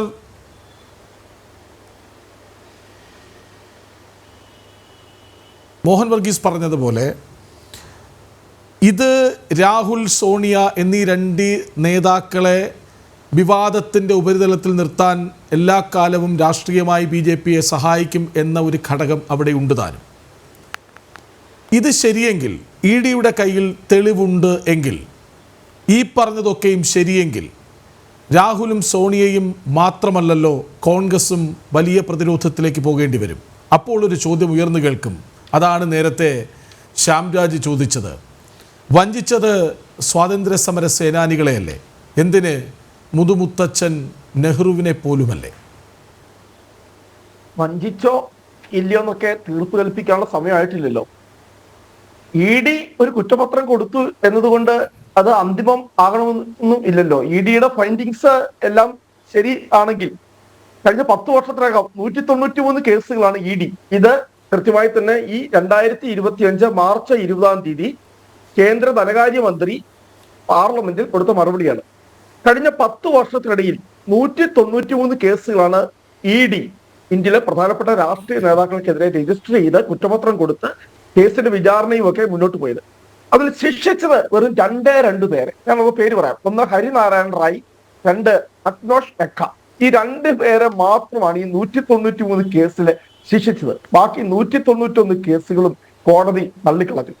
ഇപ്പോൾ ED ഒരു കുറ്റപത്രം ഇവിടെ കൊടുത്തു എന്ന് പറഞ്ഞത് കൊണ്ട് ED എന്തിന് കുറ്റപത്രം കൊടുത്തു അതിന് ഞാൻ കൃത്യം ഉത്തരം പറയാം. ഈ കേസിലെ FIR സമർപ്പിച്ചപ്പോൾ തന്നെ രാഹുൽ ഗാന്ധിയും സോണിയാഗാന്ധിയും കോടതിയിൽ ഹാജരായി ജാമ്യം എടുത്തു. അന്ന് കോടതി പറഞ്ഞു 364 ദിവസത്തിനകം, കൃത്യമായി 364 ഡേയ്സ് അതിനകം ED കുറ്റപത്രം സമർപ്പിച്ചിരിക്കണം. 364 കഴിഞ്ഞ് 365 ദിവസമാണ് ED ഇപ്പോൾ കുറ്റപത്രം സമർപ്പിച്ചിരിക്കുന്നത്. ഈ കേസ് അതിന്റെ തുടക്കത്തിന് കാരണമായത് നമുക്കറിയാം സുബ്രഹ്മണ്യ സ്വാമിയാണ്. അദ്ദേഹം എന്തെങ്കിലും ഒരു പരാമർശം ഈ കേസുമായി ബന്ധപ്പെട്ട് ഇപ്പോൾ അദ്ദേഹം നടത്തുന്നുണ്ടോ? അദ്ദേഹത്തിന് തന്നെ അറിയാം ഇത് കെട്ടിച്ചമച്ച കേസാണെന്നുള്ളത്. കാരണം 2013 അദ്ദേഹം ഇതുമായി ബന്ധപ്പെട്ട് ഇതിന്റെ പരാതിയുമായി ബന്ധപ്പെട്ട് കോടതിയെ സമീപിക്കുന്നത്. ED അല്ല കോടതിയുടെ ഉത്തരവിന്റെ അടിസ്ഥാനത്തിലാണ് ED അന്വേഷണം നടത്തുന്നത്.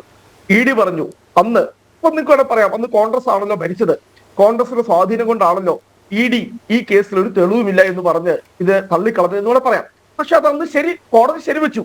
ED ഇവർക്കെതിരെ ഈ കേസ് പിന്നെ സുബ്രഹ്മണ്യ സ്വാമിയുടെ വ്യാജ ആരോപണമാണ് എന്ന് ED അത് ഫൈൻഡ് ഔട്ട് ചെയ്തപ്പോൾ കോടതി ശരിവെച്ചു. അത് അവിടെ നിൽക്കട്ടെ. ശരി, 2014 ആര് അധികാരത്തിൽ വന്നു? ശ്രീ നരേന്ദ്രമോദി സർക്കാർ അധികാരത്തിൽ വന്നു. ഈ 2014 മുതൽ 2020 വരെ നിങ്ങൾ എവിടെയായിരുന്നു? ചോദിക്കട്ടെ, സുബ്രഹ്മണ്യ സ്വാമി എവിടെയായിരുന്നു? അദ്ദേഹം BJP-യിലായിരുന്നല്ലോ, BJP-യുടെ നേതാവായിരുന്നല്ലോ, ഇന്നും BJP-യുടെ നേതാവായിരുന്നല്ലോ. ഈ 6 വർഷം ഈ ED വീണ്ടും ഈ കേസ് അന്വേഷിക്കണമെന്നോ പുനരന്വേഷിക്കണമെന്നോ എന്തെങ്കിലും ഇദ്ദേഹം ആവശ്യപ്പെട്ടുകൊണ്ട് അദ്ദേഹം ഏതെങ്കിലും ഒരു കോടതിയെ സമീപിച്ചിട്ടുണ്ടോ? ഒരു കോടതിയെ സമീപിച്ചിട്ടില്ല. 2020 വീണ്ടും ഈ കേസ് കുത്തിപ്പൊക്കി. ആര്? എന്തിനു വേണ്ടി? രാഹുൽ ഗാന്ധി ഭാരത് ജോഡോ യാത്ര നടത്തി ഇവിടെ വലിയ സ്വീകാര്യത രാഹുൽ ഗാന്ധിക്ക് കിട്ടുന്നു എന്ന് മനസ്സിലായപ്പോൾ പിൻവാതിലിലൂടെ വീണ്ടും ED-യെ കൊണ്ട് ഈ കേസ് കുത്തിപ്പൊക്കി അന്വേഷിച്ചു. രാഹുൽ ഗാന്ധിയെ തുടർച്ചയായി 5 ദിവസം 56 മണിക്കൂർ ചോദ്യം ചെയ്തു. ഒരു തെളിവ് കിട്ടിയില്ല. എന്നിട്ട് കോടതി അന്ന് പറഞ്ഞ മാൻഡേറ്ററി ഞാൻ പറയണം 364 ദിവസത്തിനകം കുറ്റപത്രം കൊടുക്കണം എന്ന് പറഞ്ഞുകൊണ്ടാണ് 2 ആഴ്ച മുന്നേ കുറ്റപത്രം കൊടുത്തു. അതിന്റെ തന്നെ പറഞ്ഞു. ബഹുമാനപ്പെട്ട കോടതി ചോദിച്ച ചോദ്യം, നിങ്ങൾ ഇതെന്താ ഒരു തെളിവ് പോലും ഇല്ലാതെ ഇങ്ങനെ നിങ്ങൾക്ക് ഒരു കേസുമായി നിങ്ങൾക്ക് വരാൻ പറ്റുമോ? കുറ്റപത്രം കൊടുക്കാൻ പറ്റുമോ? ഞങ്ങൾ വലിച്ചു കയറി ഇത് ഡസ്റ്റ്ബിന്നിൽ ഇടുമെന്ന് പറഞ്ഞപ്പോൾ വീണ്ടും ED പോയി പിന്നെ ഇപ്പൊ ഒരു കുറ്റപത്രമായിട്ട് വന്നേക്കുക എന്ന് കോടതി ചോദിച്ചൊരു ഒരു പരാമർശം മാത്രം ഞാൻ നടത്താം. ഇവിടെ during the hearing the court orally asked underlying allegation is ownership is implicitly transferred to first 2 accused, that is International Congress and Young India. ചോദിക്കുക, ഇതിൽ ആരാണ് ഇതിന്റെ യഥാർത്ഥ ഓണർ? ഇപ്പോൾ ഈ പറയുന്ന അസോസിയേറ്റഡ് ജേർണൽസിന്റെ അല്ലെങ്കിൽ നാഷണൽ ഹെറാൾഡിന്റെ ഒക്കെ ഇപ്പോഴത്തെ ഉടമസ്ഥൻ ആരാണ് എന്ന് ചോദിച്ചപ്പോൾ ED-യുടെ വക്കീൽ പറയുക, ഹൊസൈൻ എന്ന് പറയുന്ന ആളാണ് ED-യുടെ വക്കീൽ, submitted that he shall come back with answers on the court queries. എന്താ, ഞാൻ തിരിച്ചു വരാം, പോയിട്ടേ ഞാൻ ഇതിന്റെ ഈ കോടതി ചോദിച്ച ഉത്തരവായിട്ട് തിരിച്ചു വരാം. ഇപ്പോൾ ഇവർക്ക് അറിയില്ല ആരാണ് ഇതിന്റെ അല്ലെങ്കിൽ ഈ പറയുന്ന ഈ നാഷണൽ ഹെറാൾഡിന്റെ ഈ പറയുന്ന നിങ്ങൾ പറയുന്ന 2000 കോടിയെല്ലാം ഞാൻ കൃത്യമായി പറയാം. നരേന്ദ്രമോദിയുടെ ഇൻകം ടാക്സ് ഡിപ്പാർട്ട്മെന്റ് തന്നെയാണ് പറഞ്ഞത് 650ഓളം കോടി രൂപയുടെ അസറ്റ് ആണ് ഇതിനകത്തുള്ളത്. അവർ അസസ് ചെയ്ത് ഈ പ്രോപ്പർട്ടീസ് മുഴുവൻ അസസ് ചെയ്തിട്ട് പറഞ്ഞു 650 കോടിയോളം രൂപയുടെ പിന്നെ അസറ്റ് ആണ് പിന്നെ ഉള്ളത്. ഇതിന്റെ ഓണർഷിപ്പോഴും ആർക്കാണ്? ഇതിന്റെ ഞാൻ പറഞ്ഞ കൺട്രോളിംഗ് അതോറിറ്റി മാത്രം. കാരണം അതിന് സാങ്കേതികത്വം മാത്രമേ ഉള്ളൂ. ഇന്ത്യൻ നാഷണൽ കോൺഗ്രസ് കൊടുത്ത കടമായി കൊടുത്ത പണം, കാരണം ആ കടമായി കൊടുത്ത പണം ഇതിന് ആ കടം ഈ പറഞ്ഞ ഓഹരി ഒരു പാർട്ടിക്ക് ഏറ്റെടുക്കാൻ കഴിയും. BJP ഭാരതീയ ജനതാ പാർട്ടിക്ക് BJP-യുടെ പിന്നെ കീഴിലുള്ള എത്രയോ പ്രസ്ഥാനങ്ങളുണ്ട്, എത്രയോ പിന്നെ അതിന്റെയൊക്കെ ഓഹരികൾ BJP എന്ന് പറയുന്ന പാർട്ടിക്ക് ഏറ്റെടുക്കാൻ കഴിയുമോ? ഇല്ല. അതുകൊണ്ടാണ് ഞാൻ അതിനകത്ത് ആദ്യം ഒരു കറക്ഷൻ എനിക്കുണ്ട്. ബഹുമാനപ്പെട്ട കൃഷ്ണരാജ് അത് തിരുത്തുകയുണ്ടായി. ഓസ്കാർ ഫെർണാണ്ടസ് അന്ന് സംഘടനാ ചുമതലയുള്ള ജനറൽ സെക്രട്ടറി ആയിരുന്നു. അന്ന് പാർട്ടിയുടെ ഖജാൻജി എന്ന് പറയുന്നത് മോത്തിലാൽ വോറയാണ്. കൃത്യമായി എന്താണ് party president, party general secretary, സംഘടനാ ചുമതലയുടെ ജനറൽ സെക്രട്ടറി, അതുപോലെ തന്നെ പാർട്ടിയുടെ ഖജാൻജി, ഇത്രയും ആളുകൾ ഫോം ചെയ്തുകൊണ്ട് കമ്പനി ഉണ്ടാക്കി. 50 ലക്ഷം രൂപ ആ കമ്പനിക്ക് കൊടുത്തു. ബാക്കി കടം കോൺഗ്രസ് പാർട്ടി എഴുതി തള്ളിയതായി രേഖകൾ കാണിച്ചു. അപ്പോൾ നിങ്ങൾ പരിശോധിക്ക്, ഇന്ത്യൻ നാഷണൽ കോൺഗ്രസ് എന്ന് പറയുന്നത് ഇവിടെ മറവിലോ ഒളിവിലോ ഇരുന്ന് രാഷ്ട്രീയ പാർട്ടിയല്ല, അത് ഒരു രജിസ്ട്രേഡ് രാഷ്ട്രീയ പാർട്ടിയാണ്. ഒറ്റ കാര്യം ചോദിക്കട്ടെ, ഈ കഴിഞ്ഞ ലോക്സഭാ തെരഞ്ഞെടുപ്പിന് മുമ്പ് ഞങ്ങളുടെ അക്കൗണ്ടുകൾ മുഴുവൻ നിങ്ങൾ ഫ്രീസ് ചെയ്തില്ലേ? രാഹുൽ ഗാന്ധിക്കോ ഞങ്ങളുടെ നേതാക്കന്മാർക്കോ ഒരു ഫ്ലൈറ്റ് ടിക്കറ്റ് എടുക്കാൻ പോലുമുള്ള പൈസ ഇല്ല, അക്കൗണ്ടുകൾ നിങ്ങൾ ഫ്രീസ് ചെയ്തു. സുപ്രീം കോടതി ഇടപെട്ടില്ലേ? സുപ്രീം കോടതി ഇടപെട്ടെന്താ ആ അക്കൗണ്ടുകൾ മുഴുവൻ റിലീസ് ചെയ്തില്ലേ? ഇത് ഞങ്ങളിവിടെ ഞാൻ പറഞ്ഞില്ലേ, കോൺഗ്രസ് നിങ്ങൾ അങ്ങനെയൊക്കെ ചുമ്മാ കോൺഗ്രസിനെ അടച്ചാക്ഷേപിക്കാതെ. ചിരഞ്ജീവി നമ്മൾ ചർച്ച ചെയ്തില്ല, തുർക്കിയിൽ കോൺഗ്രസ് ഓഫീസ് റിപ്പബ്ലിക്കൻ TV മാപ്പ് പറഞ്ഞോ? ഈ രാജ്യത്ത് കേരളത്തിൽ ഏറ്റവും അധികം ചർച്ച ചെയ്തത് ചിരഞ്ജീവി. ഞാൻ ഉൾപ്പെടെ വന്ന് പിന്നെ ഞാൻ എന്റെ പാർട്ടിയെ പ്രതിരോധിക്കാൻ വേണ്ടി കോൺഗ്രസ് ഒരിക്കലും പിന്നെ ഇസ്താംബുളിലോ തുർക്കിയിലോ ഞങ്ങൾക്ക് അങ്ങനെ ഒരു ഓഫീസില്ല. ഇത് ഇന്ത്യൻ ഓവർസീസ് കോൺഗ്രസ് എന്ന് പറയുന്നത് 125 രാജ്യങ്ങൾ ഞാൻ വാദിച്ചതാ. TV അന്തസ് കാണിച്ചു, അവർ മാപ്പ് പറഞ്ഞു. ഒരു പരാമർശം എത്ര ദിവസം ചർച്ച നടത്തി?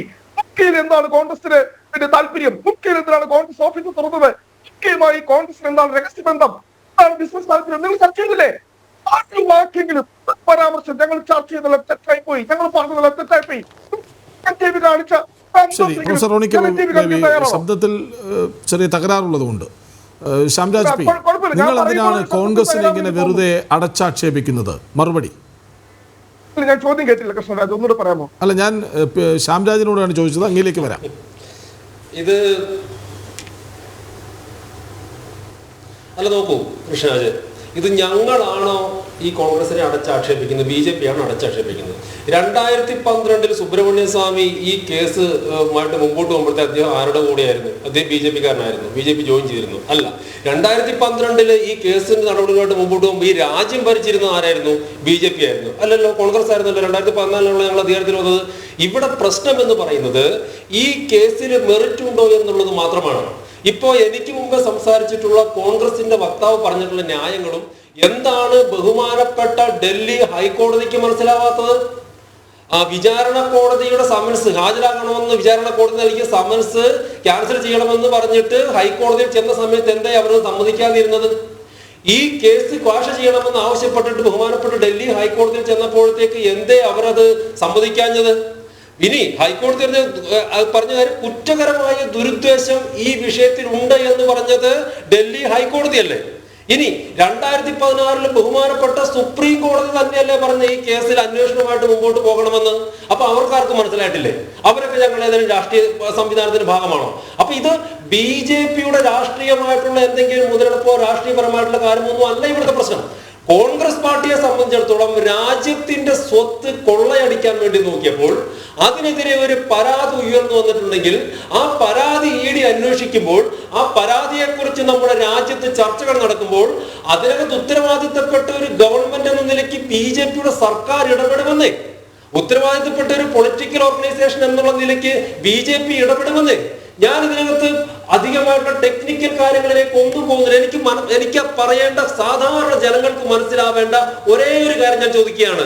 ഈ അസോസിയേറ്റഡ് ജേർണൽ ലിമിറ്റഡിന്റെ ആസ്തി എന്ന് പറയുന്നത് 2000-ഓ 600-ഓ 100-ഓ കോടി ആയിക്കോട്ടെ, 50 ലക്ഷം രൂപയ്ക്ക് എങ്ങനെയാണ് ഇവർക്ക് അതിന്റെ ഓഹരികൾ വിൽക്കുകയോ, ഇവർ പറയുന്ന ടെക്നിക്കൽ ടൈം എന്തോ ആയിക്കോട്ടെ, 2000 കോടിക്ക് 500 കോടിക്ക് 100 കോടിക്ക് തത്തുല്യമാണോ 50 ലക്ഷം? ഇതിന്റെ ഉത്തരം മാത്രം ഇവർ പറഞ്ഞാൽ മതി. ടെക്നിക്കൽ സൈഡിലേക്ക് ഒന്നും പോകണ്ട. അതിന് തന്നെ പ്രഥമ ദൃഷ്ട്യാ വ്യക്തമാണ് കോൺഗ്രസ് പാർട്ടി ഈ നാടിനെയും ഈ നാടിന്റെ പൊതുസ്വത്തിനെയും കട്ടെടുക്കുവാൻ വേണ്ടിയിട്ട് തീരുമാനിച്ച് നടത്തിയിട്ടുള്ള, ഞാൻ മനസ്സിലാക്കിയെടുത്തോളം ഇത്തരം ഒരു എതിർപ്പ് അവർക്കുണ്ടാകുമെന്ന് അവർ കരുതിയിട്ടുണ്ടാവില്ല. അല്ലെങ്കിൽ ഈ രാജ്യത്ത് അവർക്കെതിരെ അന്വേഷണം ഉണ്ടാകുമെന്ന് ഒരുപക്ഷെ അവർ കരുതി കാണില്ല. അതുകൊണ്ട് കോൺഗ്രസ് പാർട്ടി പരമ്പരാഗതമായിട്ട് ഈ രാജ്യം ഭരിച്ച കാലഘട്ടങ്ങളിലൊക്കെ തുടർന്നു പോന്നിട്ടില്ല. രാജീവ് ഗാന്ധി തന്നെ പറഞ്ഞിട്ടുണ്ടല്ലോ, 1 പൈസ താഴെത്തട്ടിലെ ജനങ്ങളുടെ വികസനത്തിന് വേണ്ടി കൊടുത്തിട്ടുണ്ടെങ്കിൽ വെറും 15 പൈസ മാത്രമാണ് അത് ആളുകളുടെ കയ്യിലോട്ട് ചെല്ലുന്നത്, ബാക്കി 85 പൈസയും അഴിമതിയായിട്ട് പോവുകയാണെന്ന്. അങ്ങനെ ആ 85 പൈസയും അഴിമതിയിലൂടെ കൈക്കലാക്കാമെന്നുള്ള കോൺഗ്രസിന്റെ അവകാശം പൊളിയുകയാണ് ഇവിടെ ചെയ്തിട്ടുള്ളത്. പിന്നെ ഇവിടെ സൂചിപ്പിച്ചിട്ടുള്ള ചില വാദങ്ങളോടുള്ള എനിക്ക് ചില എതിർപ്പുകൾ എന്ന് പറയുന്നത്, ഇത് കോൺഗ്രസിന്റെ മാത്രമായിട്ടുള്ള ഒരു സംവിധാനമോ അല്ലെങ്കിൽ നെഹ്റു കുടുംബത്തിന്റെ കുടുംബപരമായിട്ടുള്ള കുടുംബസ്വത്തോ അല്ല. നെഹ്റു കുടുംബത്തിന്റെ കുടുംബസ്വത്തല്ല, കോൺഗ്രസ് പാർട്ടിയുടെ സ്വത്തുമല്ല.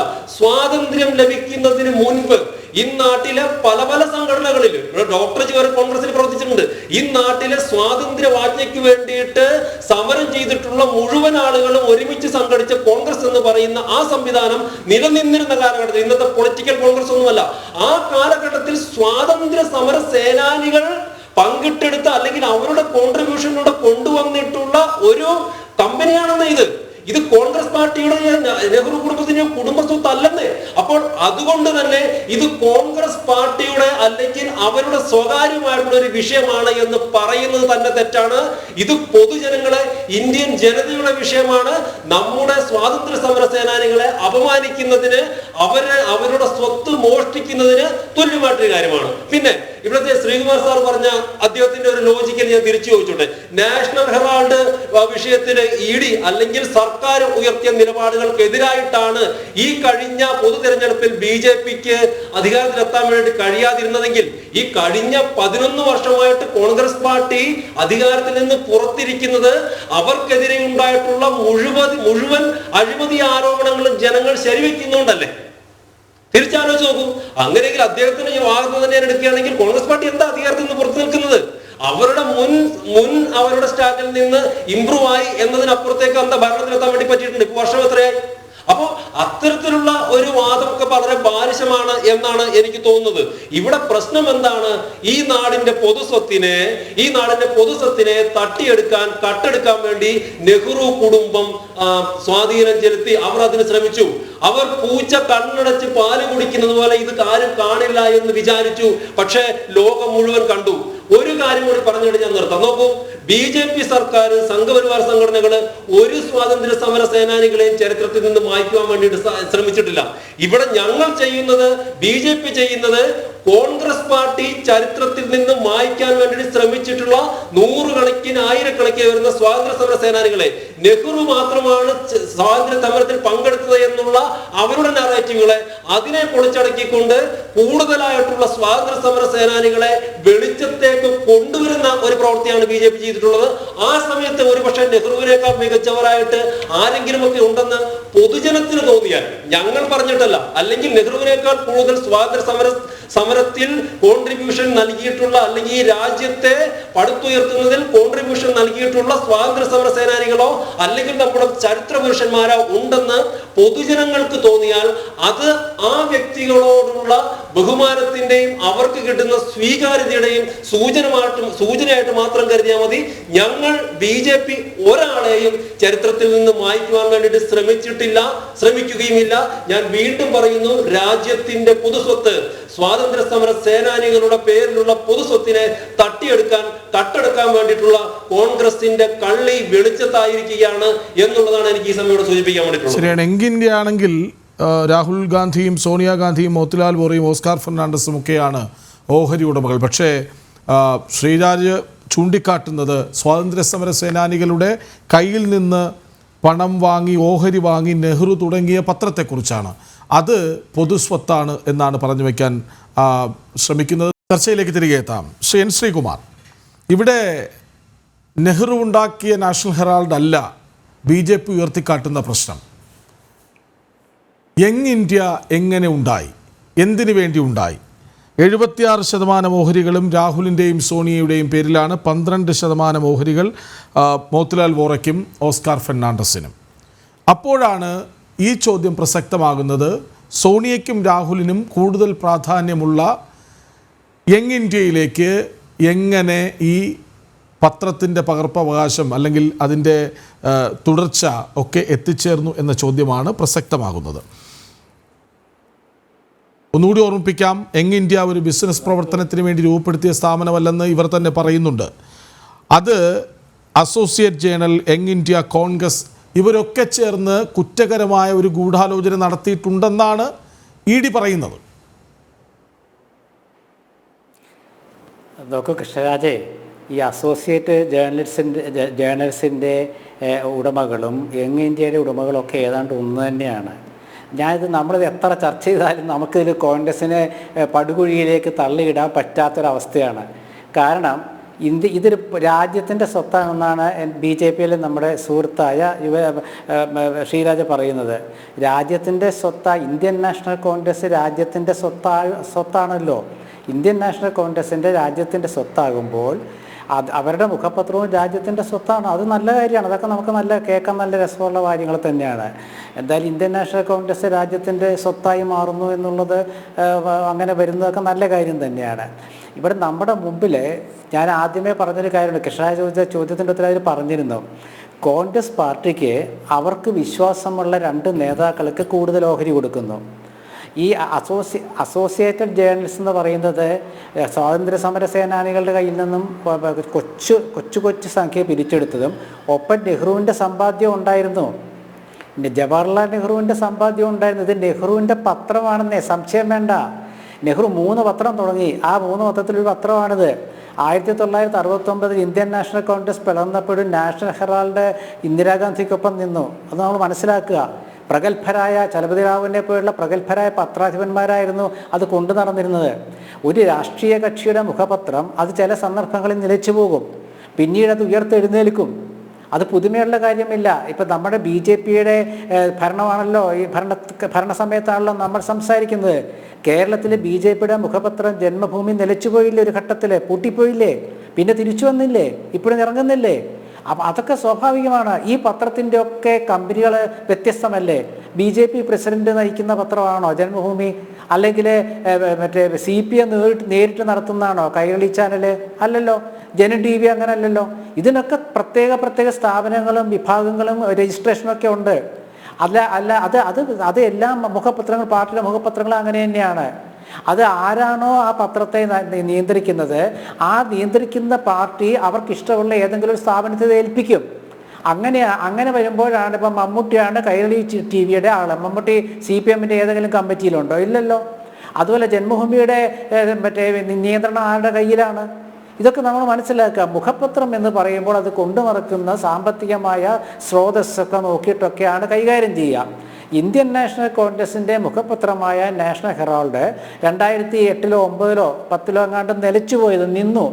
അങ്ങനെ നിന്നപ്പോഴാണ് അതിലത്തെ ജീവനക്കാരും കഷ്ടപ്പെടാതിരിക്കാൻ വേണ്ടി മറ്റേ രാജ്യം ഭരിച്ചിരുന്ന ഇന്ത്യൻ നാഷണൽ കോൺഗ്രസ് അവരെന്തെന്ന് വെച്ചാൽ അവർ ഭരിക്കുമ്പോൾ ആ മുഖപത്രം മുടങ്ങാൻ പാടില്ലല്ലോ കോൺഗ്രസ്. അപ്പോൾ അങ്ങനെ വരുമ്പോൾ അതിന് കുറച്ച് പണം കൊടുത്തു.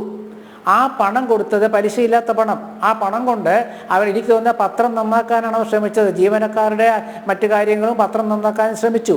അതിനുശേഷം ആ പത്രം വീണ്ടും ഈ പണം കൊടുത്തത് തിരിച്ചു കൊടുക്കണ്ടേ കോൺഗ്രസ്സിന്? അതാണല്ലോ ഈ ക്രയവിക്രയം എന്നൊക്കെ പറഞ്ഞാൽ ഈ സ്ഥാപനങ്ങൾ വരുമ്പോൾ അങ്ങനെ, അല്ലാണ്ട് കോൺഗ്രസ് അല്ല ക്രയവിക്രയം നടത്തിയത്. അപ്പം അങ്ങനെ വരുമ്പോൾ യങ് ഇന്ത്യ എന്നുള്ള ഒരു സ്ഥാപനം ഉണ്ടാക്കി. ആ യങ് ഇന്ത്യയിലുള്ള ആളുകളും ഈ മറ്റേ അസോസിയേറ്റഡ് ജേർണലിസ്റ്റുള്ളവരുണ്ട്. കോൺഗ്രസിൻ്റെ പ്രസിഡന്റും രാഹുൽ ഗാന്ധിയും സോണിയാഗാന്ധിക്കും തന്നെയാണ് 76% ഓഹരി ഉള്ളത്. എന്തുകൊണ്ടാണ് 76% ഓഹരി എന്ന് പറഞ്ഞാൽ ഞാൻ ആദ്യം പറഞ്ഞില്ലേ, കോൺഗ്രസ്സുകാർക്ക് വിശ്വാസത്തിലുള്ള കുടുംബമാണ് സുഹൃത്തേത്. എന്താ സംശയം അതിൽ? നമുക്ക് വിശ്വാസമില്ലാത്ത ഏതെങ്കിലും നേതാക്കളുടെ ഈ പത്രം ഏൽപ്പിച്ചു കഴിഞ്ഞാൽ അവർ നാളെ വേറൊരു പാർട്ടി പോയാൽ എന്ത് ചെയ്യും? അത് കോൺഗ്രസിൻ്റെ മാത്രം പ്രശ്നമല്ല, ആരാണോ ഭരിക്കുന്നത് അവരോട് ഒട്ടു നിൽക്കുന്ന സ്വഭാവം എല്ലാ രാഷ്ട്രീയ കക്ഷികളിലെയും ചിലർക്കുണ്ട്. അങ്ങനെയുള്ളവരൊക്കെ ഇതിൻ്റെ നടത്തിപ്പേൽപ്പിച്ചാത്ത അവസ്ഥ എന്തായിരിക്കും? അപ്പോൾ അതുകൊണ്ട് കോൺഗ്രസിൽ നിന്ന് ഒരിക്കലും സോണിയാഗാന്ധിയും രാഹുൽ ഗാന്ധിയും വിട്ടുപോവില്ല. അതുകൊണ്ട് അവരുടെ പേരിൽ കൂടുതൽ ഓഹരി കൊടുത്തു. ഇതാണ് എൻ്റെ പച്ച മലയാളം. അതിലെന്താ തെറ്റുള്ളത്? അത് അന്വേഷണം നടത്തി എത്ര കാലമായി അന്വേഷണം നടത്തുന്നു. ഞാൻ നേരത്തെ പറഞ്ഞ ശ്രീ മോഹൻ വർഗീസും അതുപോലെ നമ്മുടെ BJPയുടെ സുഹൃത്തായ ശ്രീരാജൊക്കെ പറഞ്ഞ എന്താണെന്ന് വെച്ചാൽ, നമ്മൾ ഇത് മറ്റേ രാഹുൽ ഗാന്ധിയും സോണിയാഗാന്ധിയും ചോദ്യം ചെയ്യുകയും അവരെ പീഡിപ്പിക്കുകയൊക്കെ മാനസികമായി ചോദ്യം ചെയ്ത് പീഡിപ്പിക്കുകയും ചെയ്തുകൊണ്ട് BJPക്ക് കോൺഗ്രസിന് അധികാരം കൂടുതൽ സീറ്റ് കിട്ടി, BJPക്ക് അധികാരം നഷ്ടപ്പെട്ടു, സീറ്റ് കുറഞ്ഞു എന്നല്ല ഞാൻ പറഞ്ഞതിൻ്റെ അർത്ഥം. പറഞ്ഞതിൻ്റെ അർത്ഥം ഇങ്ങനെ ഒരു സാമ്പത്തിക ആരോപണം ഉന്നയിച്ച ഈ രണ്ട് നേതാക്കളെയും, അതായത് അമ്മയും മകനും എന്നത് മാത്രമല്ലല്ലോ, കോൺഗ്രസിൻ്റെ പ്രസിഡന്റിനെയും മുൻ പ്രസിഡന്റിനെയും ജനറൽ സെക്രട്ടറിയുമായിരുന്ന ആളുകളെയൊക്കെ പിടിച്ച് ചോദ്യം ചെയ്യുമ്പോൾ സാമ്പത്തിക തട്ടിപ്പ് നടത്തിയ നേതാക്കളാണ് ഇന്ത്യ ഭരിക്കാൻ പോകുന്നത് എന്നൊരു സന്ദേശം കൊടുക്കാൻ രാഷ്ട്രീയമായി BJP ശ്രമിച്ചു കാണുമല്ലോ. ആ ശ്രമം പരാജയപ്പെട്ടത് കൊണ്ടാണ് BJPക്ക് ഇന്ന് മറ്റുള്ളവരുടെ സഹായത്താൽ ഭരിക്കേണ്ടി വന്നതെന്നാണ് ഞാൻ പറഞ്ഞത്. അതിൻ്റെ അർത്ഥം ആ രാഷ്ട്രീയമായ സന്ദേശം ജനങ്ങൾ ഉൾക്കൊണ്ടില്ല എന്നാണ് ഞാൻ പറഞ്ഞത്. ഇവിടെ നമ്മൾ ചിന്തിക്കേണ്ട ഒരു കാര്യം കൃഷ്ണരാജെ, അതായത് രാഷ്ട്രീയമായ ഒരു നേട്ടം ഇതിൽ BJPക്ക് ഒരിക്കലും ലഭിക്കില്ല. കാരണം എന്താ വെച്ചാൽ കോടതി കേസും കാര്യങ്ങളും നടക്കട്ടെ, കോടതിക്ക് മുമ്പിൽ തെളിവും മറ്റു കാര്യങ്ങളും സാങ്കേതികത്വം ഒക്കെയാണല്ലോ. ഇവിടെ വിഷയം എന്താ വെച്ചാൽ, ഞാൻ ആദ്യം പറഞ്ഞല്ലോ, കോൺഗ്രസിൻ്റെ മുഖപത്രം, ആ മുഖപത്രത്തെ ഒരു രാഷ്ട്രീയ ആയുധമാക്കാൻ എതിരാളികൾ ശ്രമിക്കരുത്. അവിടെ പരാജയപ്പെടുകയുള്ളൂ. ആശയപരമായിട്ട് ഒരു പാർട്ടിയെ എതിരിടാൻ പറ്റാതാകുമ്പോഴാണ് അവരുടെ സ്ഥാപനങ്ങൾ പിടിച്ചെടുക്കാൻ ശ്രമിക്കുന്നത്. ഇപ്പം ഇന്ത്യൻ നാഷണൽ കോൺഗ്രസിൻ്റെ സ്ഥാപനമാണ് നാഷണൽ ഹെറാൾഡ്. അത് അസോസിയേറ്റഡ് ജേർണലിസ്റ്റിൻ്റെയും യങ് ഇന്ത്യയുടെയും ഒക്കെ ബന്ധപ്പെട്ട് കിടക്കുന്ന സ്ഥാപനങ്ങൾ, 2-3 സംസ്ഥാനത്തോടെ സ്ഥാപനങ്ങളുണ്ട് കോൺഗ്രസിൻ്റെ. ആ സ്ഥാപനങ്ങളെ എന്ന് പറയുന്നത് അത് മരവിപ്പിക്കാനല്ല ഒരു രാഷ്ട്രീയ കക്ഷി, ഭരിക്കുന്ന കക്ഷി ശ്രമിക്കേണ്ടത്. പഴയ കാലത്ത് CBI ആയിരുന്നു കൂടുതൽ അന്വേഷണം നടത്തിയിരുന്നത്. ഇപ്പോൾ CBIക്ക് പകരം EDയെ കുറിച്ചാണ് നമ്മൾ കേൾക്കുന്നത്. എന്താണ് EDയെ കുറിച്ച് കൂടുതൽ കേൾക്കാൻ കാരണം? സാമ്പത്തികമായ ആരോപണം വന്നാൽ ആരായാലും തളർന്നു പോകും. ഇപ്പം നമ്മൾ തന്നെ വ്യക്തിപരമായിട്ട് അയാളെ സാമ്പത്തികമായിട്ട് വിശ്വസിക്കാൻ കൊള്ളില്ല എന്ന് പറഞ്ഞാൽ നമ്മൾ മാനസികമായി തളരും. അങ്ങനെ ഒരു ഉദ്ദേശമാണ് രാഷ്ട്രീയമായി BJP ഉദ്ദേശിക്കുന്നതെങ്കിൽ അത് നടക്കാൻ പോകുന്നില്ല. കാരണം കോൺഗ്രസ് വിശ്വസിച്ചേൽപ്പിച്ചൊരു കുടുംബമാണത്. ആ കുടുംബത്തിനെ കോൺഗ്രസ് വിശ്വാസമുള്ളൂ. ആ കുടുംബാധിപത്യത്തിൻ്റെ കീഴിലുള്ള പ്രവർത്തിക്കാൻ ഇഷ്ടമുള്ളവരെ കോൺഗ്രസിനുള്ളൂ. അല്ലാത്തവർക്ക് കോൺഗ്രസിൽ നിന്നും പോകാം, ഒരു കുഴപ്പവുമില്ല. ഈ രാഹുൽ ഗാന്ധിയെ BJP കഴിഞ്ഞ തവണ ഭരിക്കുമ്പോൾ എത്രയോ തവണ അദ്ദേഹത്തിനെതിരെ ഓരോ കേസ് കൊണ്ടുവന്നു. അദ്ദേഹം വിദേശത്ത് പോയിട്ട് രാജ്യത്തിനെതിരെ പ്രസംഗിച്ചു എന്ന് പറഞ്ഞ് പ്രചാരണം നടത്തിയപ്പോൾ തിരിച്ചു വന്ന രാഹുൽ ഗാന്ധി ചോദിച്ചെന്താ, എനിക്ക് സംസാരിക്കാൻ 10 മിനിറ്റ് തരൂ ലോക്സഭയിൽ എന്ന് പറഞ്ഞില്ലേ? കൊടുത്തോ? ഇല്ലല്ലോ. എന്താ കാരണം? കൊടുത്താൽ ആ രാഷ്ട്രീയ ആയുധത്തിൻ്റെ മുനയൊടിഞ്ഞു പോകും. അപ്പം അതുകൊണ്ട് BJP ഇത് രാഷ്ട്രീയ ആയുധമാക്കാൻ എത്രത്തോളം ശ്രമിക്കുന്നോ അത്രത്തോളം അവർ പിന്നാക്കം പോവുകയുള്ളൂ. അതുകൊണ്ടാണ് കോടതിയിൽ ഓരോ ദിവസം ഇങ്ങനത്തെ ഓരോരോ നിയമപരമായ സാങ്കേതികമായ കാര്യങ്ങൾ കൊണ്ടുവരുന്നത്. ഇതിലൊരു പുതുമയുള്ള വിഷയമൊന്നും അല്ലിത്. ഇതുകൊണ്ടൊന്നും കോൺഗ്രസിനെ സാമ്പത്തിക കുറ്റാരോപണമെന്നോ രാജ്യത്തിൻ്റെ സ്വത്ത് കൊള്ളയടിച്ചതെന്നൊന്നും പറയാൻ പറ്റില്ല. കാരണം രാഷ്ട്രീയ പാർട്ടികൾക്ക് അറിയാം. അപ്പം BJPയുടെ ഈ പ്രശ്നം നമ്മൾ ഈ ചർച്ച ചെയ്യുന്നു അല്ലെങ്കിൽ കോടതി വരുമ്പോൾ എന്തെങ്കിലും വിഷയം ആകുന്നതല്ലാണ്ട് ഏതെങ്കിലും BJPയുടെ സമുന്നത നേതാവ് ഈ വിഷയമായിട്ട് രംഗത്ത് വരുന്നുണ്ടോ? ഇല്ല. കാരണം അവർക്കറിയാം ഒരു പാർട്ടിയുടെ മുഖപത്രം എങ്ങനെയാണ് നടത്തുക എന്നുള്ള അവർക്കറിയാം. പഴയ കാലത്ത് ഭരണം കിട്ടുന്നതിന് മുമ്പ് നമ്മുടെ ഗോവിന്ദാചാര്യൊക്കെ എത്രയോ ഭംഗിയായിട്ട് താത്വികമായ വിഷയങ്ങൾ കൈകാര്യം ചെയ്തിരുന്നതാണ്. അവരെ പോലുള്ളവർക്കൊക്കെ ഇപ്പം അവർ മിണ്ടുന്നുണ്ടോ? ഇല്ലല്ലോ. ഇത് ഞാൻ പറയാൻ കാരണം എന്താ വെച്ചാൽ BJP കോൺഗ്രസിനെ അവർക്ക് ആക്ഷേപിക്കണമെങ്കിൽ, അവർക്ക് രാഷ്ട്രീയമായി എതിർക്കണമെങ്കിൽ, അവർക്ക് ആശയപരമായി എതിർക്കണമെങ്കിൽ അവർക്കതിന് സാധിക്കും. പക്ഷേ കോൺഗ്രസിന്റെ സ്ഥാപനങ്ങൾ പിടിച്ചെടുത്തുകൊണ്ടും ഫണ്ട് മരവിപ്പിച്ചുകൊണ്ടും ആവരുത്. നേരത്തെ പറഞ്ഞില്ലേ എത്ര കാലം ഫണ്ട് മരവിപ്പിക്കാൻ ശ്രമിച്ചു എന്ന് പറഞ്ഞില്ലേ? ഒരു കാര്യം കൂടി പറഞ്ഞ് നിർത്താം. അതായത് നമ്മുടെ നാട്ടില് അത് സംസ്ഥാനത്താണെങ്കിലും ദേശീയ തലത്തിലാണെങ്കിലും രാഷ്ട്രീയ കക്ഷികൾ പോരടിക്കുമ്പോൾ അവരുടെ സ്ഥാപനങ്ങളെയോ മുഖപത്രങ്ങളെയോ അവിടേക്ക് അതിക്രമിച്ച് കയറിയിട്ടല്ല അവരെ തളർത്താൻ ശ്രമിക്കേണ്ടത്, മറിച്ച് അവർക്കെതിരെ ആശയപരമായ ഒരു പ്രചാരണം നടത്തിക്കൊണ്ടാണ്. ശരി, ഡോക്ടർ മോഹൻ വർഗീസ്, അതായത് കേസിൻ്റെ മെറിറ്റിലേക്ക് വന്നാൽ കള്ളപ്പണം വെളുപ്പിച്ചു എന്ന് അടിവരയിട്ട് പറയുന്നുണ്ട്.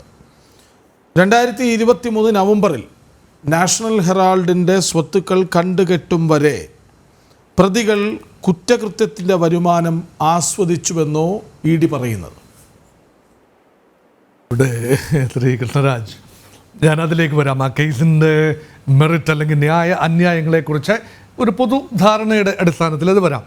അതിന് മുമ്പ് എനിക്ക് ശ്രീ N. ശ്രീകുമാർ സാറ് പറഞ്ഞ 2 വാദഗതികൾ അതിനെ കുറിച്ചൊന്ന് കമൻറ്റ് ചെയ്യണമെന്ന ആഗ്രഹമുണ്ട്. ഒന്ന്, ഒരു കാര്യത്തിൽ തീരുമാനമായിരിക്കുന്നു.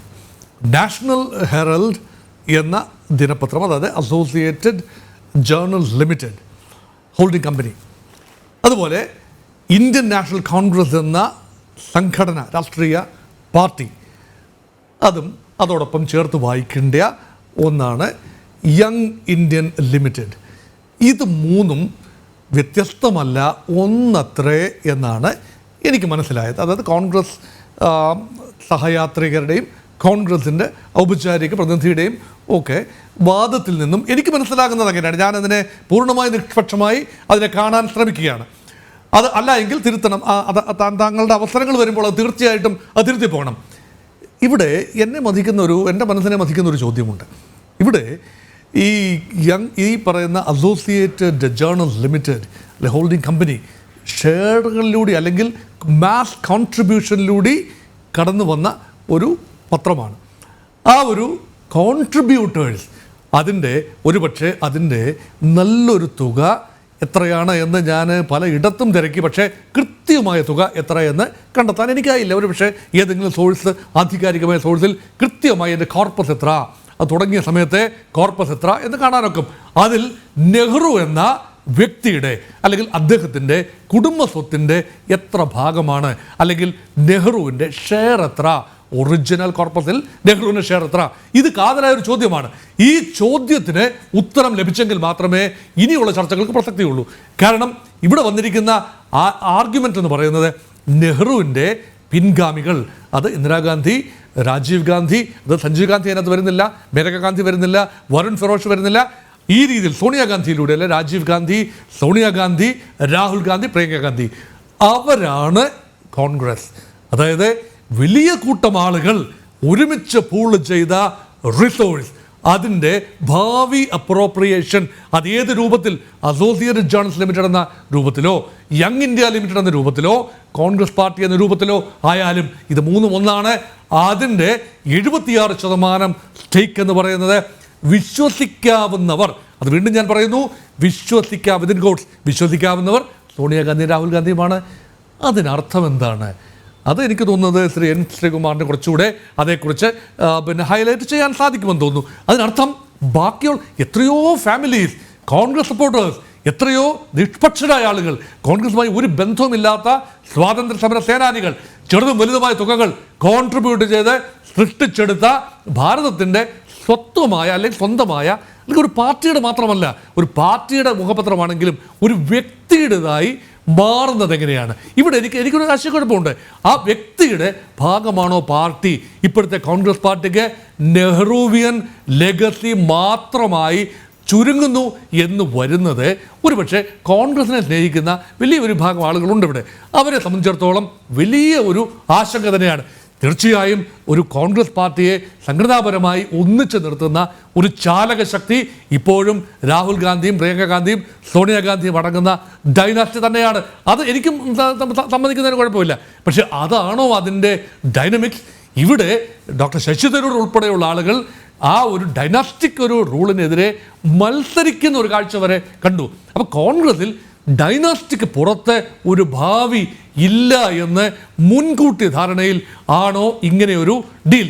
ഈ ഡീലിനെ പൊതുവെ പറയുന്നൊരു ഭാഷയുണ്ട്, ഇൻസൈഡർ ട്രേഡിംഗ്.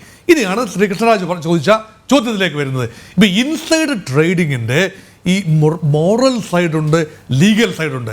അതിൻ്റെ മോറൽ സൈഡ് അവിടെ നിൽക്കട്ടെ, കാരണം അത് എത്ര ഡിബേറ്റ് ചെയ്താലും നമുക്ക് തീരില്ല. എന്നാൽ ലീഗൽ സൈഡുണ്ട്.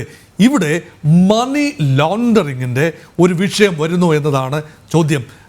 ഈ prevention of money laundering act ഇതനുസരിച്ചാണല്ലോ ED ഇപ്പോൾ മുന്നോട്ട് പോയിരിക്കുന്നത്. ഇവിടെ ഒരു പ്രത്യേക സാഹചര്യത്തിൽ പ്രത്യേക പർപ്പസിന് വേണ്ടി രൂപീകരിച്ച ഒരു പത്രം പൂട്ടേണ്ടി വന്നപ്പോൾ, അതിൻ്റെ സാഹചര്യം എന്തോ ആയിക്കോട്ടെ, കോൺഗ്രസ് ഭരണത്തിൻ്റെ സമയത്ത് 2008-09 അത് പൂട്ടിപ്പോകേണ്ടി വന്നപ്പോൾ ആ തുക കോൺഗ്രസ്സിന് ഏറ്റെടുക്കണം, അല്ലെങ്കിൽ തിരിച്ചു പിടിക്കണം, നഷ്ടപ്പെടാതെ പോകണം. അതിനുവേണ്ടി കോൺഗ്രസ് പാർട്ടി ചെറിയൊരു തുക മുടക്കി എന്ന് സത്യമാണ്. അത് കോൺഗ്രസ്സിന് മുടക്കാം. പക്ഷേ അത് മുടക്കുമ്പോൾ അതിൻ്റെ ഉടമസ്ഥാവകാശം കോൺഗ്രസ്സിനാണ് പോകേണ്ടത്. അല്ലാതെ ഗാന്ധി നെഹ്റു ഫാമിലിയുടെ ഒരു വളരെ അടുത്ത് നിൽക്കുന്ന മോത്തിലാൽ വോറ എക്കാലത്തും അടിയുറച്ച കോൺഗ്രസ്സുകാരനായിരുന്നു. അതുപോലെ തന്നെ ഗാന്ധി നെഹ്റു ഫാമിലിയുടെ അകത്തളങ്ങളിൽ സ്വാധീനമുള്ള അഹമ്മദ് പട്ടേലും മോത്തിലാൽ വോറയും ഒക്കെ തന്നെയായിരുന്നു ആ കാലഘട്ടത്തിൻ്റെ കോൺഗ്രസ്. ഇപ്പോഴത്തെ KC വേണുഗോപാൽ എന്നതുപോലെ കോൺഗ്രസിൻ്റെ വിശ്വസ്ത മുഖങ്ങൾ. ഭാവിയിൽ ഒരു പിളർപ്പുണ്ടായാൽ പോലും ഏതെങ്കിലും ഒരു വിഭാഗം ഇതിൻ്റെ നിയന്ത്രണം, ഈ ആസ്തികളുടെ, അത് 680 കോടിയാകട്ടെ 2000 കോടിയാകട്ടെ, അതിൻ്റെ നിയന്ത്രണം കൊണ്ടുപോകരുത്, അത് ഡൈനാസ്റ്റിക് കോൺഗ്രസിലേക്ക് മാത്രം വരണം എന്ന് പറയുമ്പോൾ അതിൻ്റെ പിന്നിലെ ഇത് അഴിമതി മാത്രമല്ല, അതിൻ്റെ പിന്നിലെ ഒരു സങ്കുചിതത്വം അതിന് മാറി നിന്ന് നോക്കുമ്പോൾ അത് കാണേണ്ടതുണ്ട്. അതേക്കുറിച്ചുള്ള വിശകലനങ്ങൾ ഉണ്ടാകേണ്ടതാണ്. അതുകൊണ്ട് രണ്ട് കാര്യങ്ങളാണ്. ഒന്ന്, ഇങ്ങനെ ഒരു ധാരണ ഉണ്ടാക്കി അത് ഇന്ത്യയുടെ നിയമവ്യവസ്ഥ അനുവദിക്കുന്നുണ്ടോ? ഒരു ജേണൽ, അതിൻ്റെ ഹോൾഡിംഗ് കമ്പനി, അതും ഒരു രാഷ്ട്രീയ കക്ഷി, ആ രാഷ്ട്രീയ കക്ഷിക്ക് വേണ്ടി 2-3 പ്രധാനപ്പെട്ട നേതാക്കൾ, അവർക്ക് ആ ഹോൾഡിംഗ് സ്റ്റേക്ക് ലഭിക്കുന്നു. ആ രീതിയിലേക്ക് കാര്യങ്ങൾ നിയമത്തിൻ്റെ ഒരു അരികു പറ്റി അത് ചെയ്യുമ്പോൾ അതിൽ കൃത്യത വരുത്തേണ്ടത് ആവശ്യമാണ്. ED ഒരു കേസ് ഫയൽ ചെയ്തു. EDയുടെ കേസിൻ്റെ ഈ എന്താണ് സ്ട്രൈക്ക് റേറ്റ് വളരെ മോശമാണ് എന്നത് ഞാനും അത് സമ്മതിച്ചു തരുന്ന കാര്യമാണ്. ശ്രീ റോണി കെ ബേബി പറയുന്ന ആ ഒരു കാര്യം. 2 കേസിലാണ് ഇവിടെ ED കുറ്റപത്രം നൽകി കേസ് വിചാരണ ചെയ്ത് ഇത്. പക്ഷേ പലതും അന്വേഷണ ഘട്ടത്തിലാണ്. അത് മുഴുവൻ കേസിൻ്റെ വിധി വന്നിട്ടില്ല എന്ന് ഓർക്കണം. അതുകൊണ്ട് EDയുടെ സ്ട്രൈക്ക് റേറ്റ് മോശമാണ് എന്ന ഒറ്റ കാരണത്താൽ ഈ കേസിൽ മെറിറ്റ് ഇല്ല എന്ന് കൃത്യമായി പറയാനാവുമോ എന്ന ന്യായമായ സംശയവും എനിക്ക് ഉയർത്തേണ്ടതുണ്ട്. ഈ സംശയങ്ങൾ തീർച്ചയായും കോൺഗ്രസിൻ്റെ പ്രതിനിധിയുടെ ഭാഗത്തു നിന്നും കോൺഗ്രസിൻ്റെ ഒരു സഹയാത്രികരുടെ ഭാഗത്തു നിന്നും ഉണ്ടാകുമെന്നതാണ്. അതൊരു നിഷ്പക്ഷമായ ഡിബേറ്റിൽ ഈ ആശയക്കുഴപ്പം ഒന്ന് പരിഹരിക്കണം. എനിക്ക് ശ്രീകുമാർ സാറിനോട് പ്രത്യേകമായി ചോദിക്കാനുണ്ട്. നാളുകളിലെ കോൺഗ്രസ് സോണിയാഗാന്ധിയും രാഹുൽ ഗാന്ധിയും പ്രിയങ്ക ഗാന്ധിയും മാത്രമടങ്ങുന്ന ആ ഒരു ചിന്താസരണിയിൽ മാത്രം, ആ ഒരു ജിനിയോളജി പാറ്റേണിൽ മാത്രമാണെന്ന് ആധികാരികമായി തന്നെയാണ് ഉത്തരം പറയേണ്ടത്. പക്ഷേ ശ്രീകുമാർ സാർ തന്നെയാണ്. നമുക്കതിനു മുമ്പ് പ്രൊഫസർ റോണി കെ ബേബി, നോക്കൂ, ഇതിൻ്റെ ന്യായാന്യായങ്ങളൊക്കെ നിങ്ങൾ മാറ്റി നിർത്തൂ, അല്ലെങ്കിൽ ഇതിനെ പൊളിറ്റിക്സായി മാത്രം എടുക്കൂ. ഇത് രാഷ്ട്രീയമാണ്. സോണിയാഗാന്ധിയെയും രാഹുൽ ഗാന്ധിയെയും പ്രതിരോധത്തിലാക്കുക എന്ന BJPയുടെ രാഷ്ട്രീയ തന്ത്രമാണെന്നിരിക്കട്ടെ. ഈ BJPയുടെ പൊളിറ്റിക്കൽ ബ്രില്യൻസിനെ മറികടക്കാൻ കഴിയാത്തത് എന്തുകൊണ്ടാണ്? ഞാൻ ഇവിടെ ബഹുമാനപ്പെട്ട ഡോക്ടർ മോഹൻ വർഗീസ് ഉന്നയിച്ച ചോദ്യങ്ങൾ എനിക്ക് അതിനെ കൃത്യമായി മറുപടി പറയേണ്ടത് എൻ്റെ കടമയാണ്. കാരണം അതിനാണല്ലോ ഞാൻ പാർട്ടിയുടെ വക്താവായി ഇവിടെ നിൽക്കുന്നത്. 1937 അസോസിയേറ്റഡ് ജേർണൽസ് ലിമിറ്റഡ് രൂപീകരിച്ചപ്പോൾ 5000 ഷെയർ ഹോൾഡിംഗ്സ് ആയിരുന്നു. 5 ലക്ഷം രൂപ, 100 രൂപ മുഖവിലയുള്ള, അങ്ങനെയാണ് 5000 × 100 5 ലക്ഷം. അതിന് നെഹ്റുവിനുണ്ടായിരുന്ന വെറും 3 ഷെയറാണ്. അത്രയും ജനാധിപത്യവാദിയായ നെഹ്റു അത് തന്റെ കുത്തകയാക്കുവാനോ അല്ലെ തന്റെ അനന്തരാവകാശികൾ കുത്തകയാക്കാനോ ഒന്നും അദ്ദേഹം ആഗ്രഹിച്ചില്ല. അദ്ദേഹത്തിനുണ്ടായിരുന്ന വെറും 3 ഷെയറുകളാണ്. ഈ 5000 ഷെയറിൽ വെറും 3 ഷെയർ, അതിന്റെ ഫേസ് വാല്യൂ 100 രൂപയാണ്. അന്ന് ആ കമ്പനി രൂപീകരിച്ചപ്പോഴും പറഞ്ഞത് it's a non profitable company എന്നാണ്. പിന്നെ ഇത് വലിയ ക്രൈസിസിലേക്ക് വന്നു. കോൺഗ്രസ് 90 കോടി രൂപ AICC ഈ കമ്പനിക്ക് അല്ലെങ്കിൽ ഈ അസോസിയേറ്റ് ജേർണലിസ്റ്റ് ലിമിറ്റഡ് ഞങ്ങൾക്ക് ഇവിടെ മാറി നിൽക്കാമായിരുന്നു. കാരണം ഇത് പറഞ്ഞതുപോലെ കോൺഗ്രസിന്റെ അല്ല, സ്വാതന്ത്ര്യ സമര സേനാനികളുടെ ഒരു ഗ്രൂപ്പ് ഉണ്ടാക്കിയ കമ്പനി.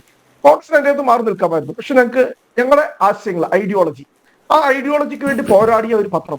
കാരണം ഞങ്ങൾക്ക് അത്രയും വൈകാരികമായി, മറ്റൊരു രാഷ്ട്രീയ പ്രസ്ഥാനത്തിനും ഒരു വൈകാരികത ഇല്ല ഇതിനോട്. ഞങ്ങൾക്ക് എന്നോട് വലിയ വൈകാരികതയുണ്ട്.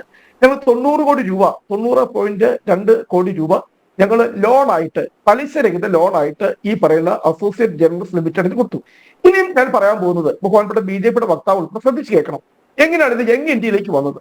ഇവര് ഈ പറയുന്ന അസോസിയേറ്റ് ജേർണലിസ്റ്റ് ലിമിറ്റഡ് ഭീമമായ കടത്തിലേക്ക് പോയി. അവര് 9 കോടി ഷെയറുകൾ 10 രൂപ ഫേസ് വാല്യൂ ആയിട്ട് വിൽക്കാൻ വേണ്ടി തീരുമാനിച്ചു. ഇത് വിൽക്കാൻ വേണ്ടി തീരുമാനിച്ചത് ഈ ഇന്ത്യ മഹാരാജ്യത്തുള്ള എല്ലാവർക്കും അറിയാമായിരുന്നല്ലോ. ഇന്ന് വലിയ ദേശസ്നേഹം പറയുന്ന, സ്വാതന്ത്ര്യ സമരത്തിന്റെ ചരിത്രത്തോട് വലിയ ആവേശം പറയുന്ന ആർക്ക് വേണമെങ്കിലും ഒന്നും മേടിക്കാമായിരുന്നല്ലോ. അല്ലാതെ ചുമ്മാ ഇരുട്ടിന്റെ മറവെറ്റി ഒളിച്ചും പാത്തും പോയല്ല ഈ ഷെയറുകൾ ഞങ്ങൾ മേടിച്ചത്. ഈ കമ്പനി അസോസിയേറ്റഡ് ജേർണലിസ്റ്റ് ലിമിറ്റഡ് എന്ന് പറയുന്ന കമ്പനി 9 കോടി ഷെയറുകൾ 10 രൂപ ഫേസ് വാല്യൂ ആയി അത് വിൽക്കുവാനായി തീരുമാനിച്ചപ്പോൾ യങ് ഇന്ത്യ എന്ന് പറയുന്ന കമ്പനി ഈ ഷെയറുകൾ, ഇത്രയും പറയുന്ന 9.2 കോടി ഷെയറുകൾ 10 രൂപ ഫേസ് വാല്യൂ കൊടുത്ത് ഞങ്ങൾ ഈ പറയുന്ന കമ്പനി മേടിച്ചു. ഇനി നിങ്ങൾ പറഞ്ഞ 50 ലക്ഷം രൂപയുടെ കാര്യം ഞാൻ പറയാം. എന്നിട്ട് എന്ത് ചെയ്തു? ഈ യങ് ഇന്ത്യ എന്ന് പറയുന്ന കമ്പനി 50 ലക്ഷം രൂപ AICC കൊടുത്തു. കാരണം AICC ഒരു കമ്പനി ഏറ്റെടുക്കാൻ കഴിയില്ല, നിങ്ങൾക്കറിയാമല്ലോ. BJPക്ക് ഏതൊരു കമ്പനി ഏറ്റെടുക്കാൻ കഴിയില്ല. ഒരു കമ്പനിക്ക് മാത്രമേ മറ്റൊരു കമ്പനിയുടെ ഷെയറുകൾ മേടിക്കാൻ പറ്റുള്ളൂ. ഒരു രാഷ്ട്രീയ പാർട്ടിക്ക് മറ്റൊരു കമ്പനിയുടെ ഷെയറുകൾ മേടിക്കാനായിട്ട് കഴിയില്ല. അങ്ങനെയാണ് യങ് ഇന്ത്യ എന്ന് പറയുന്ന കമ്പനിയിലേക്ക് ഈ പറയുന്ന 9 കോടി ഷെയറുകൾ 10 രൂപ ഫേസ് വാല്യൂ ഉള്ള ഷെയറുകൾ വന്ന കാര്യം ഞാൻ പറഞ്ഞു. എന്നിട്ട് കാരണം AICC കൊടുത്ത 90 കോടി കടവോട് നിൽക്കുക, അത് വീട്ടണം. അതിനുവേണ്ടി ഇത് ടോക്കൺ എമൗണ്ട് ആയി 50 ലക്ഷം രൂപ അസോസിയേറ്റഡ് ജേർണലിസ്റ്റ് അല്ല കൊടുത്തത്. നിങ്ങൾ ശ്രദ്ധിക്കണം. കോൺഗ്രസ് പാർട്ടിക്ക് ഈ യങ് ഇന്ത്യ എന്ന് പറയുന്ന കമ്പനി 50 ലക്ഷം രൂപ കൊടുത്തു. അവരത് മേടിച്ചു. എന്നിട്ട് ബാക്കി കടം, ഈ 90 കോടിയിൽ ബാക്കി കടം എന്ത് ചെയ്തു? എഴുതി തള്ളി. ഇതെല്ലാം കൃത്യമായിട്ടുള്ള ഡോക്യുമെന്റിലാണ് കാര്യം. ഈ 2 കമ്പനികളും അസോസിയേറ്റഡ് ജേർണലിസ്റ്റ് ലിമിറ്റഡ് ആയിക്കോട്ടെ അല്ലെങ്കിൽ യങ് ഇന്ത്യ ലിമിറ്റഡ് ആയിക്കോട്ടെ, ഈ 2 കമ്പനിയുടെയും ഒന്നാമത്തെ റൂൾ എന്ന് പറയുന്നത് it's a non profitable organisation. നിങ്ങൾ ശ്രദ്ധിക്കണം. ഞാൻ പറയുന്നത് നിങ്ങൾക്ക് ഇത് അന്വേഷിച്ചു. ഞാൻ അതുകൊണ്ട് ഇവിടെ ചലഞ്ച് ചെയ്യുക. രാഹുൽ ഗാന്ധിയുടെ, സോണിയാഗാന്ധിയുടെയോ അക്കൗണ്ടിലേക്ക് ഇതുമായി ബന്ധപ്പെട്ട 1 രൂപ അവർക്ക് എഴുതിയെടുക്കാൻ കഴിയില്ല. ഇതിനകത്ത് 1 രൂപ പോലും. ഇത് ലാഭേച്ഛയില്ലാതെ പ്രവർത്തിക്കുന്നതാണ് ഈ 2 കമ്പനികളും. ഇതാണ് അതിന്റെ യഥാർത്ഥ. അല്ലാണ്ട് 50 ലക്ഷം രൂപ കൊടുത്ത് പിന്നെ കോൺഗ്രസ് അത് മേടിച്ചു. 50 ലക്ഷം രൂപ ഞങ്ങൾ കൊടുത്തത് ഈ കമ്പനി ആർക്കാ കൊടുത്തത്? ഈ പറയുന്ന ഇന്ത്യൻ നാഷണൽ കോൺഗ്രസ് എന്ന രാഷ്ട്രീയ പാർട്ടിക്കാണ് യങ് ഇന്ത്യ എന്ന് പറയുന്ന കമ്പനി പിന്നെ ഇത് കൊടുത്തത്. പിന്നെ ഇത് ഈ പറയുന്ന ഈ ഷെയറുകൾ വിൽക്കുവാനുള്ള തീരുമാനവും എല്ലാം എന്താണ്? ഇവരുടെ ഈ പറയുന്ന ബോർഡ് ഓഫ് ഡയറക്ടേഴ്സ്, അവരുടെ ഓഹരി ഉടമകളുടെ യോഗം 1045 ഓഹരി ഉടമകളായിരുന്നു ഈ 2010 ഉണ്ടായിരുന്നു. 5000 ഓഹരി ഉടമകളിൽ ചിലപ്പോൾ ഈ 1045 പേരിലായിരിക്കാം ഈ 5000 ഓഹരികൾ. കാരണം ഒരാൾക്ക് 4, 5, 6, നെഹ്റുവിന് 3 ഷെയർ ഉണ്ടായിരുന്നു. ശരി, ഞാൻ അങ്ങയിലേക്ക് വരാം. ശ്രീ P. ശ്യാംരാജ്, അതായത് ഈ കുറ്റകൃത്യങ്ങളിൽ രാഹുലിനും സോണിയയ്ക്കും മാത്രമോ ബന്ധം? അതിലേക്ക് മാത്രം BJPയും പിന്തുണയ്ക്കുന്നവരും ചുരുങ്ങുന്നുവോ? പാർട്ടി പ്രതിയല്ലേ? ഇനി പാർട്ടി പ്രതിയല്ലെങ്കിൽ പാർട്ടി ഇരകളാണോ?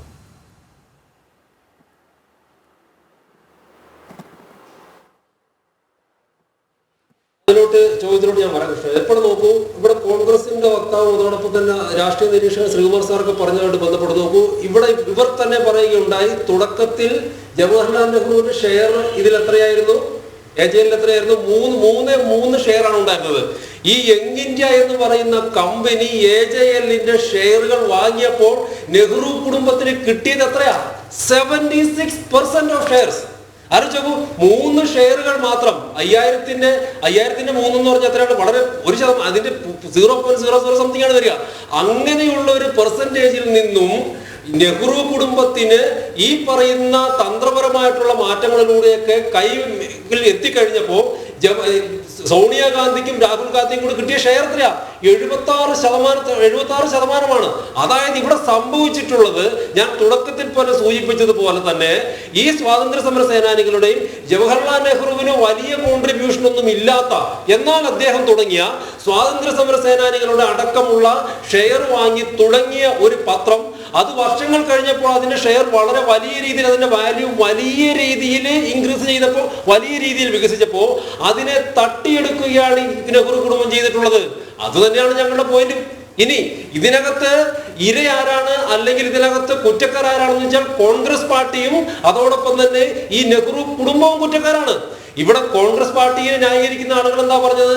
കോൺഗ്രസ് പാർട്ടിയിൽ വിശ്വസിക്കാൻ വേണ്ടി സാധിക്കുന്നത് ജവഹർലാൽ ഈ സോണിയാഗാന്ധിയെ രാഹുൽ ഗാന്ധിയെ മാത്രമല്ല, ഒരു പൊളിറ്റിക്കൽ പാർട്ടിയെ സംബന്ധിച്ചിടത്തോളം എന്തൊരു അധപ്പതനമാണെന്ന് ആലോചിച്ച് നോക്കും ആ വാദങ്ങളൊക്കെ. ഒരു പാർട്ടി നിലനിൽക്കുന്നത് തന്നെ കുടുംബാധിപത്യത്തിലാണ്. ഈ ഗർഭസ്ഥ ഗർഭശ്രീമാൻ എന്നൊക്കെ പറയുന്ന പോലെ ഗർഭത്തിലിരിക്കുമ്പോൾ തന്നെ തീരുമാനിക്കുകയാണ് നീ ഈ രാജ്യത്തിന്റെ പ്രധാനമന്ത്രിയാണ്, അല്ലെങ്കിൽ അത് ഭാഗ്യത്തിന് നടന്നില്ല കേട്ടോ, BJP-യുടെ നല്ല പെർഫോമൻസ് നടന്നില്ല പോട്ടെ, അല്ലെങ്കിൽ നീ വരാൻ പോകുന്ന ആണാണെങ്കിലും പെണ്ണാണെങ്കിലും കുട്ടിത ഈ പാർട്ടിയുടെ പ്രസിഡന്റ് ആണ് അല്ലെങ്കിൽ ജനറൽ സെക്രട്ടറി ആണ് എന്ന് ഗർഭത്തിൽ വെച്ച് തന്നെ തീരുമാനിക്കുന്ന ഒരു പാർട്ടി. ആ പാർട്ടിയിൽ വിശ്വസിക്കാൻ വേണ്ടി പറ്റുന്ന ആകെ ആളുകൾ എന്ന് പറയുന്നത് ഈ കുടുംബക്കാർ മാത്രമാണെന്ന് പറഞ്ഞിട്ടുണ്ടെങ്കിൽ ആ പാർട്ടി എത്രമാത്രം അധപ്പതിച്ചു എന്ന് ആലോചിച്ച് നോക്കി. ഞാൻ ചോദിക്കട്ടെ, ഈ യങ് ഇന്ത്യയുടെ ഷെയറുകൾ അല്ലെങ്കിൽ ഈ കോൺഗ്രസ് പാർട്ടിക്ക് വേണ്ടി ഒരു കമ്പനി തുടങ്ങിയിട്ട് തന്നെ ഈ ഷെയറുകൾ വാങ്ങുകയാണെന്ന് ഇരുന്നോട്ടെ, എന്തേ KC വേണുഗോപാൽ ഇവർക്ക് വിശ്വസിക്കാൻ വേണ്ടി പറ്റത്തില്ല? എന്തേ മല്ലികാർജ്ജുൻ ഖാർഗെ ഇവർക്ക് വിശ്വസിക്കാൻ വേണ്ടി പറ്റത്തില്ല? കോൺഗ്രസിന്റെ ഈ രാജ്യത്ത് അറിയപ്പെടുന്ന നിരവധിയായുള്ള നേതാക്കന്മാരുണ്ടല്ലോ, ഇവരെ ആരെയും വിശ്വസിക്കാൻ കൊള്ളാത്തവരാണ് എന്നാണ് ഈ പറയുന്ന ആളുകളുടെ വാദം. അപ്പൊ നോക്കൂ, ഇതിന് ഒന്നെങ്കില് ഈ പറയുന്ന കൊള്ള, ഈ പറയുന്ന തീവെട്ടിക്കൊള്ള, ഈ നെഹ്റു കുടുംബം നടത്തിയ തീവെട്ടിക്കൊള്ളയെ ന്യായീകരിക്കുവാൻ വേണ്ടിയിട്ട് ഇവർ കള്ളം പറയുന്നു. അതല്ലെങ്കിൽ കോൺഗ്രസ് പാർട്ടിയിൽ ഈ നെഹ്റു കുടുംബം ഒഴികെ ഒരൊറ്റയാളും പോലും വിശ്വസിക്കാൻ കൊള്ളാവുന്നവരില്ല എന്നിവർ അംഗീകരിക്കുകയാണ്. ചുവടുപിടിക്കുകയാണ് P. ശ്യാംരാജ് എന്നോർക്കണം. ശ്രീ N. ശ്രീകുമാർ, അതായത് പാർട്ടിയിൽ വിശ്വസിക്കാൻ കൊള്ളാവുന്നവരുടെ എണ്ണത്തെ ഒരു കുടുംബത്തിൻ്റെ ഉള്ളിലേക്ക് മാത്രം കൊണ്ടെത്തിക്കുന്നുവോ? ശ്രീ N. ശ്രീകുമാർ തന്നെ നേരത്തെ പറഞ്ഞ വാക്കുകൾ, അത് ഡോക്ടർ മോഹൻ വർഗീസും പിന്നീട് P. ശ്യാംരാജും അതിൻ്റെ ചുവട് പിടിച്ച് അതേ ചോദ്യം ഉന്നയിക്കുകയുണ്ടായി. ശ്രീ N. ശ്രീകുമാർ, വളരെ പ്രസക്തമായൊരു ചോദ്യമാണ് മോഹൻ വർഗീസ് ചോദിച്ചതും ശ്രീ ശ്യാംരാജ് അതുമായി ബന്ധപ്പെടുത്തി മുന്നോട്ട് പോയതും. 1969 കോൺഗ്രസ് പിളർന്നപ്പോൾ സംഘടനാ കോൺഗ്രസ് എന്നാണ് മൊറാർജി നിജലിംഗപ്പ ഗ്രൂപ്പിനെ പറഞ്ഞിരുന്നത്. സംഘടനയുടെ നേതൃത്വം അവരായിരുന്നു, കാമരാജ് ഉൾപ്പെടെ. ഇപ്പുറത്ത് ഇന്ദിരാഗാന്ധിയുടെ നേതൃത്വമായിരുന്നു. പക്ഷേ ഇന്ത്യയിലെ ബഹുഭൂരിപക്ഷം കോൺഗ്രസ്സുകാരും ജനങ്ങളും ഇന്ദിരയുടെ നേതൃത്വമാണ് ഏറ്റെടുത്തത്. ആ ഇന്ദിരയുടെ 1969 രൂപം കൊണ്ട കോൺഗ്രസ് പിന്നീട് രാജീവ് ഗാന്ധി, സോണിയാഗാന്ധി ഇങ്ങനെ വന്ന് ഇപ്പോൾ രാഹുൽ ഗാന്ധിയിൽ എത്തി നിൽക്കുന്നു. അതിനുശേഷം ഇപ്പോൾ മല്ലികാർജ്ജുന ഖാർഗെയാണ് കോൺഗ്രസ് പ്രസിഡന്റ്. ഇതിനിടയ്ക്ക് ഒരുപാട് കോൺഗ്രസ് പ്രസിഡന്റുമാർ വന്നു പോയിട്ടുണ്ട്. ഇന്ദിരാഗാന്ധിയും രാജീവ് ഗാന്ധിയും മാത്രമായിരുന്നില്ല കോൺഗ്രസ് പ്രസിഡന്റുമാർ. SD ശർമ്മ വന്നിട്ടുണ്ട്, ബറൂവ വന്നിട്ടുണ്ട്, ബ്രഹ്മാനന്ദ റെഡ്ഡി വന്നിട്ടുണ്ട്, അതുപോലെ YB ചവ വന്നിട്ടുണ്ട്. ഒരുപാട് പേരിങ്ങനെ കോൺഗ്രസ് പ്രസിഡന്റുമാരായിട്ട് വന്നിട്ടുണ്ട്. പക്ഷേ അപ്പോഴും ഒരു വിഷയം എന്താണെന്ന് വെച്ചാൽ നെഹ്റുവിൻ്റെ കുടുംബത്തോട്, ഇന്ദിരാഗാന്ധിയുടെ കുടുംബത്തോട് കോൺഗ്രസ്സുകാർക്കും ഈ രാജ്യത്തുള്ളവർക്ക് ഒരു പ്രത്യേക വികാരമുണ്ട്. അതുകൊണ്ടാണ് BJP രാഷ്ട്രീയമായിട്ട് നെഹ്റുവിനെ ഭയക്കുന്നത്. ആ നെഹ്റുവിനെ ഭയക്കുന്നത് കൊണ്ടാണ് കോൺഗ്രസ്സുകാർക്ക് ആവേശം കൂടുന്നത് ഇപ്പം. അതായത് ഞാൻ പറഞ്ഞ വ്യക്തമായിട്ട് വിചാരിക്കുന്നു, നെഹ്റുവിൻ്റെ കുടുംബം എന്ന് പറയുന്നത് ഒരു റിയാലിറ്റിയാണ് കോൺഗ്രസ്സുകാരുടെ മുമ്പിൽ. ഞാൻ ആദ്യമേ പറഞ്ഞല്ലോ, ഇന്ദിരായുടെ കുടുംബം, നെഹ്റുവിൻ്റെ കുടുംബം എന്നൊക്കെ പറഞ്ഞത് റിയാലിറ്റി, ഒരു യാഥാർത്ഥ്യമാണ്. അത് അവർ അംഗീകരിക്കുന്നു. അവർ നെഹ്റുവിനെ സംസ്കാരത്തെ ഇഷ്ടപ്പെടുന്നു. അതുകൊണ്ടല്ലേ നെഹ്റു യുവകേന്ദ്രയുടെ പേര് മാറ്റാനടക്കം ശ്രമിക്കുന്നു നമ്മൾ കേൾക്കുന്നത്. നെഹ്റുവിൻ്റെ ഓർമ്മ എന്തിനാണ് ഇല്ലാതാക്കാൻ BJP ശ്രമിക്കുന്നത്? അതിൻ്റെ അർത്ഥം എന്താ? അപ്പം നെഹ്റുവിൻ്റെ ഓർമ്മ ഇല്ലാതാക്കാൻ BJP ശ്രമിക്കേണ്ട അർത്ഥം എന്താ? നെഹ്റു ഓർമ്മിക്കപ്പെടാൻ പാടില്ല. അങ്ങനെ ഓർമ്മിക്കപ്പെടാൻ പാടില്ല എന്ന് പറയുമ്പോൾ നെഹ്റുവിനോടുള്ള അഭിനിവേശം കോൺഗ്രസ്സുകാർക്ക് കൂടും. അപ്പോൾ അവർ പറയും നെഹ്റു കുടുംബം തന്നെ പറയും, ഇന്ദിരാഗാന്ധി കുടുംബം തന്നെ പറയും. ഇവിടെ രാഹുൽ ഗാന്ധിയും സോണിയാഗാന്ധിയും ശ്രീ മോഹൻ വർഗീസ് ഇതിൻ്റെ പത്രത്തിൻ്റെ ഓഹരി ഉടമ വാങ്ങിച്ചത് അവരെന്ന് കോൺഗ്രസിൻ്റെ ഭാരവാഹികളായിരുന്നുകൊണ്ടാണ്. അല്ലാണ്ട് പ്രിയങ്ക ഗാന്ധിക്ക് അല്ല കൊടുത്തത്. അന്ന് കോൺഗ്രസ് പ്രസിഡന്റ് സോണിയാഗാന്ധിയാണ്. 20 വർഷം കോൺഗ്രസ് പ്രസിഡന്റായിരുന്നു അവർ. പിന്നീട് രാഹുൽ ഗാന്ധി കോൺഗ്രസ് പ്രസിഡന്റായി, ജനറൽ സെക്രട്ടറിയായി, വൈസ് പ്രസിഡന്റായി. അവർ ഭാരവാഹികളാണ്. അവർക്കൊപ്പം വേറെയുമുണ്ട്, സുമേഷ് ഉൾപ്പെടെ ഒരുപാട് പേര് വേറെയുമുണ്ട്. അവരിലേക്ക് മാത്രം ഇത് കേന്ദ്രീകരിക്കുന്നതാണ് നമ്മുടെ ഈ ചർച്ചയുടെ അടിസ്ഥാന വിഷയം. സോണിയാഗാന്ധിയെയും രാഹുൽ ഗാന്ധിയെയും മാത്രം വിളിച്ച് ചോദ്യം ചെയ്യുക, മറ്റുള്ളവരെ ചോദ്യം ചെയ്യാതിരിക്കുക. കാരണം എന്താ, 76% ഇവരുടെ പേരിലാണ്. അപ്പം ഞാൻ പറഞ്ഞു, ഈ 76% വിശ്വസനീയമായ കൈകളിലാണ്. അത് നെഹ്റുവിയൻ കുടുംബത്തിൻ്റെ കയ്യിലാണ്, ഇന്ദിരാഗാന്ധിയുടെ കുടുംബത്തിൻ്റെ കയ്യിലാണ്, ആ താഴ്വയുടെ കയ്യിലാണ്. അത് കോൺഗ്രസ്സുകാർക്ക് വിശ്വാസമാണെന്നേ. അപ്പുറത്ത് നിങ്ങൾ നോക്കൂ ശ്യാംരാജ്, നരേന്ദ്രമോദി BJPയുടെ നേതൃതലത്തിലേക്ക് വന്നപ്പോൾ നമ്മുടെ LK അദ്വാനിയും മുരളീ മനോഹർ ജോഷിയൊക്കെ മാർഗനിർദ്ദേശക മണ്ഡലം എന്നിട്ട് മാറ്റി നിർത്തിയില്ലേ? അതൊരു രാഷ്ട്രീയമല്ലേ? പിന്നീട് കണ്ടത് അവിടെ ഒരു സർവാധിപത്യമല്ലേ? അതും നമ്മൾ കാണണം. BJPയിലെ കൂടുതൽ പേർക്ക് നരേന്ദ്രമോദിയിൽ എന്തുകൊണ്ടാണ് വിശ്വാസം? അതുപോലെ ഇപ്പോഴത്തെ രാഹുൽ ഗാന്ധിയും സോണിയാഗാന്ധിയും വിശ്വസിക്കുന്നില്ല. നിങ്ങൾക്ക് എന്തിനാണ് ഇത്ര വേവലാതി കൊള്ളുന്നത്? കോൺഗ്രസ്സുകാർക്ക് അത് മതിയെന്നേ. കോൺഗ്രസ്സുകാർക്ക് സോണിയാഗാന്ധി രാഹുൽ ഗാന്ധി മതി. മല്ലികാർജ്ജുന ഖാർഗെയെ പ്രസിഡന്റാക്കിയത് അവരാണ്. ഒരാൾ മത്സരിച്ചല്ലോ, വെറുതെ അല്ലല്ലോ. ശശി തരൂർ മത്സരിച്ചല്ലോ, ഖാർഗെ മത്സരിച്ചു, ശശി തരൂർ തോറ്റുപോയി. സോണിയാഗാന്ധിയുടെ നെഹ്റു കുടുംബത്തോടെ താല്പര്യമുള്ള സ്ഥാനാർത്ഥി ജയിച്ചു. അതിനർത്ഥം എന്താ? നെഹ്റു കുടുംബത്തോടെ താല്പര്യം. ആ നെഹ്റുവിയൻ സംസ്കാരമാണ്. നമുക്ക് 2 മിനിറ്റിൽ താഴെ സമയം മാത്രമാണുള്ളത്. രണ്ടുപേരോടും ചോദ്യമില്ല. പ്രൊഫസർ റോണി കെ ബേബി, ഒപ്പം P ശ്യാംരാജ്, രണ്ടുപേർക്കും 30 സെക്കൻഡ് വീതം, വളരെ പെട്ടെന്ന്. ആദ്യം റോണി കെ ബേബി. നെഹ്റു കുടുംബത്തോട് ഗാന്ധി കുടുംബത്തോട് ഇത്രയും അറ്റാച്ച്ഡ് ആയിരിക്കുന്നതിന്റെ ഒറ്റ ഉത്തരം ഇന്ന് മെയ് 21 ശ്രീ പെരുമ്പത്തൂരിൽ ചിതറിത്തെറിച്ച അവസാനം ബാക്കി വെച്ചത് 2 ഷൂവും 1 ജാൺ വസ്ത്രത്തിന്റെ ഒരു ബാക്കി മാത്രമാണ്. അതുകൊണ്ട് ഈ രാജ്യത്തെ ജനങ്ങൾ ഇത്രയും വൈകാരികമായി അറ്റാച്ച്ഡ് ആയി ഈ നെഹ്റു ഗാന്ധി കുടുംബത്തോട് നിൽക്കുന്നത്. അതിന്റെ അകത്ത് ഞങ്ങൾക്ക് സന്തോഷമേ ഉള്ളൂ ഇവര് ഞങ്ങളെ നയിക്കുന്നതിൽ, ഞങ്ങളുടെ ലീഡേഴ്സ് ആയി നിൽക്കുന്നതിന്. അതുകൊണ്ട് ഇപ്പോൾ ഈ ഷെയറുകളൊക്കെ ഈ യങ് ഇന്ത്യ കമ്പനിക്ക് പോയെങ്കിലും, അല്ലെങ്കിൽ കോൺഗ്രസിന്റെ ലീഡർഷിപ്പിൽ അവർ നിൽക്കുന്നതിലും 24% വോട്ട് കോൺഗ്രസിന് കഴിഞ്ഞ ഇലക്ഷൻ ഉണ്ട്. അത് ഈ സോണിയാഗാന്ധിയെ രാഹുൽ ഗാന്ധിയെ ഒക്കെ മുന്നിൽ നിർത്തിക്കൊണ്ട് തന്നെ ഞങ്ങൾ നേടിയതാണ്. ഇന്ന് ഈ രാജ്യത്തെ 4 ആളുകൾ ഞങ്ങൾ അംഗീകരിക്കുന്നുണ്ട്, ഈ കുടുംബത്തെ അംഗീകരിക്കുന്നു. മതിയാകും. P ശ്യാംരാജ്.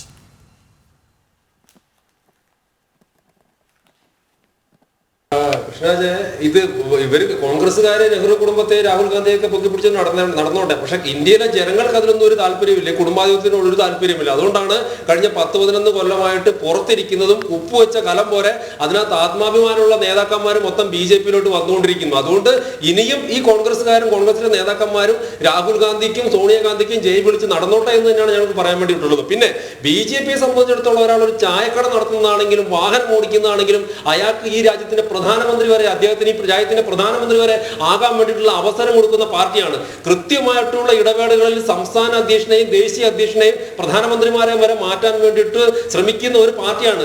ഈ പാർട്ടിയെ സംബന്ധിച്ചിടത്തോളം ഏതെങ്കിലും കുടുംബത്തിൽ ജനിക്കണമെന്നോ, ഏതെങ്കിലും പ്രത്യേക വിഭാഗത്തിൽ ജനിക്കണമെന്നോ, ഏതെങ്കിലും പ്രത്യേക ജാതി മത സംവിധാനങ്ങളിൽ ജനിക്കണമെന്നോ ഇല്ല.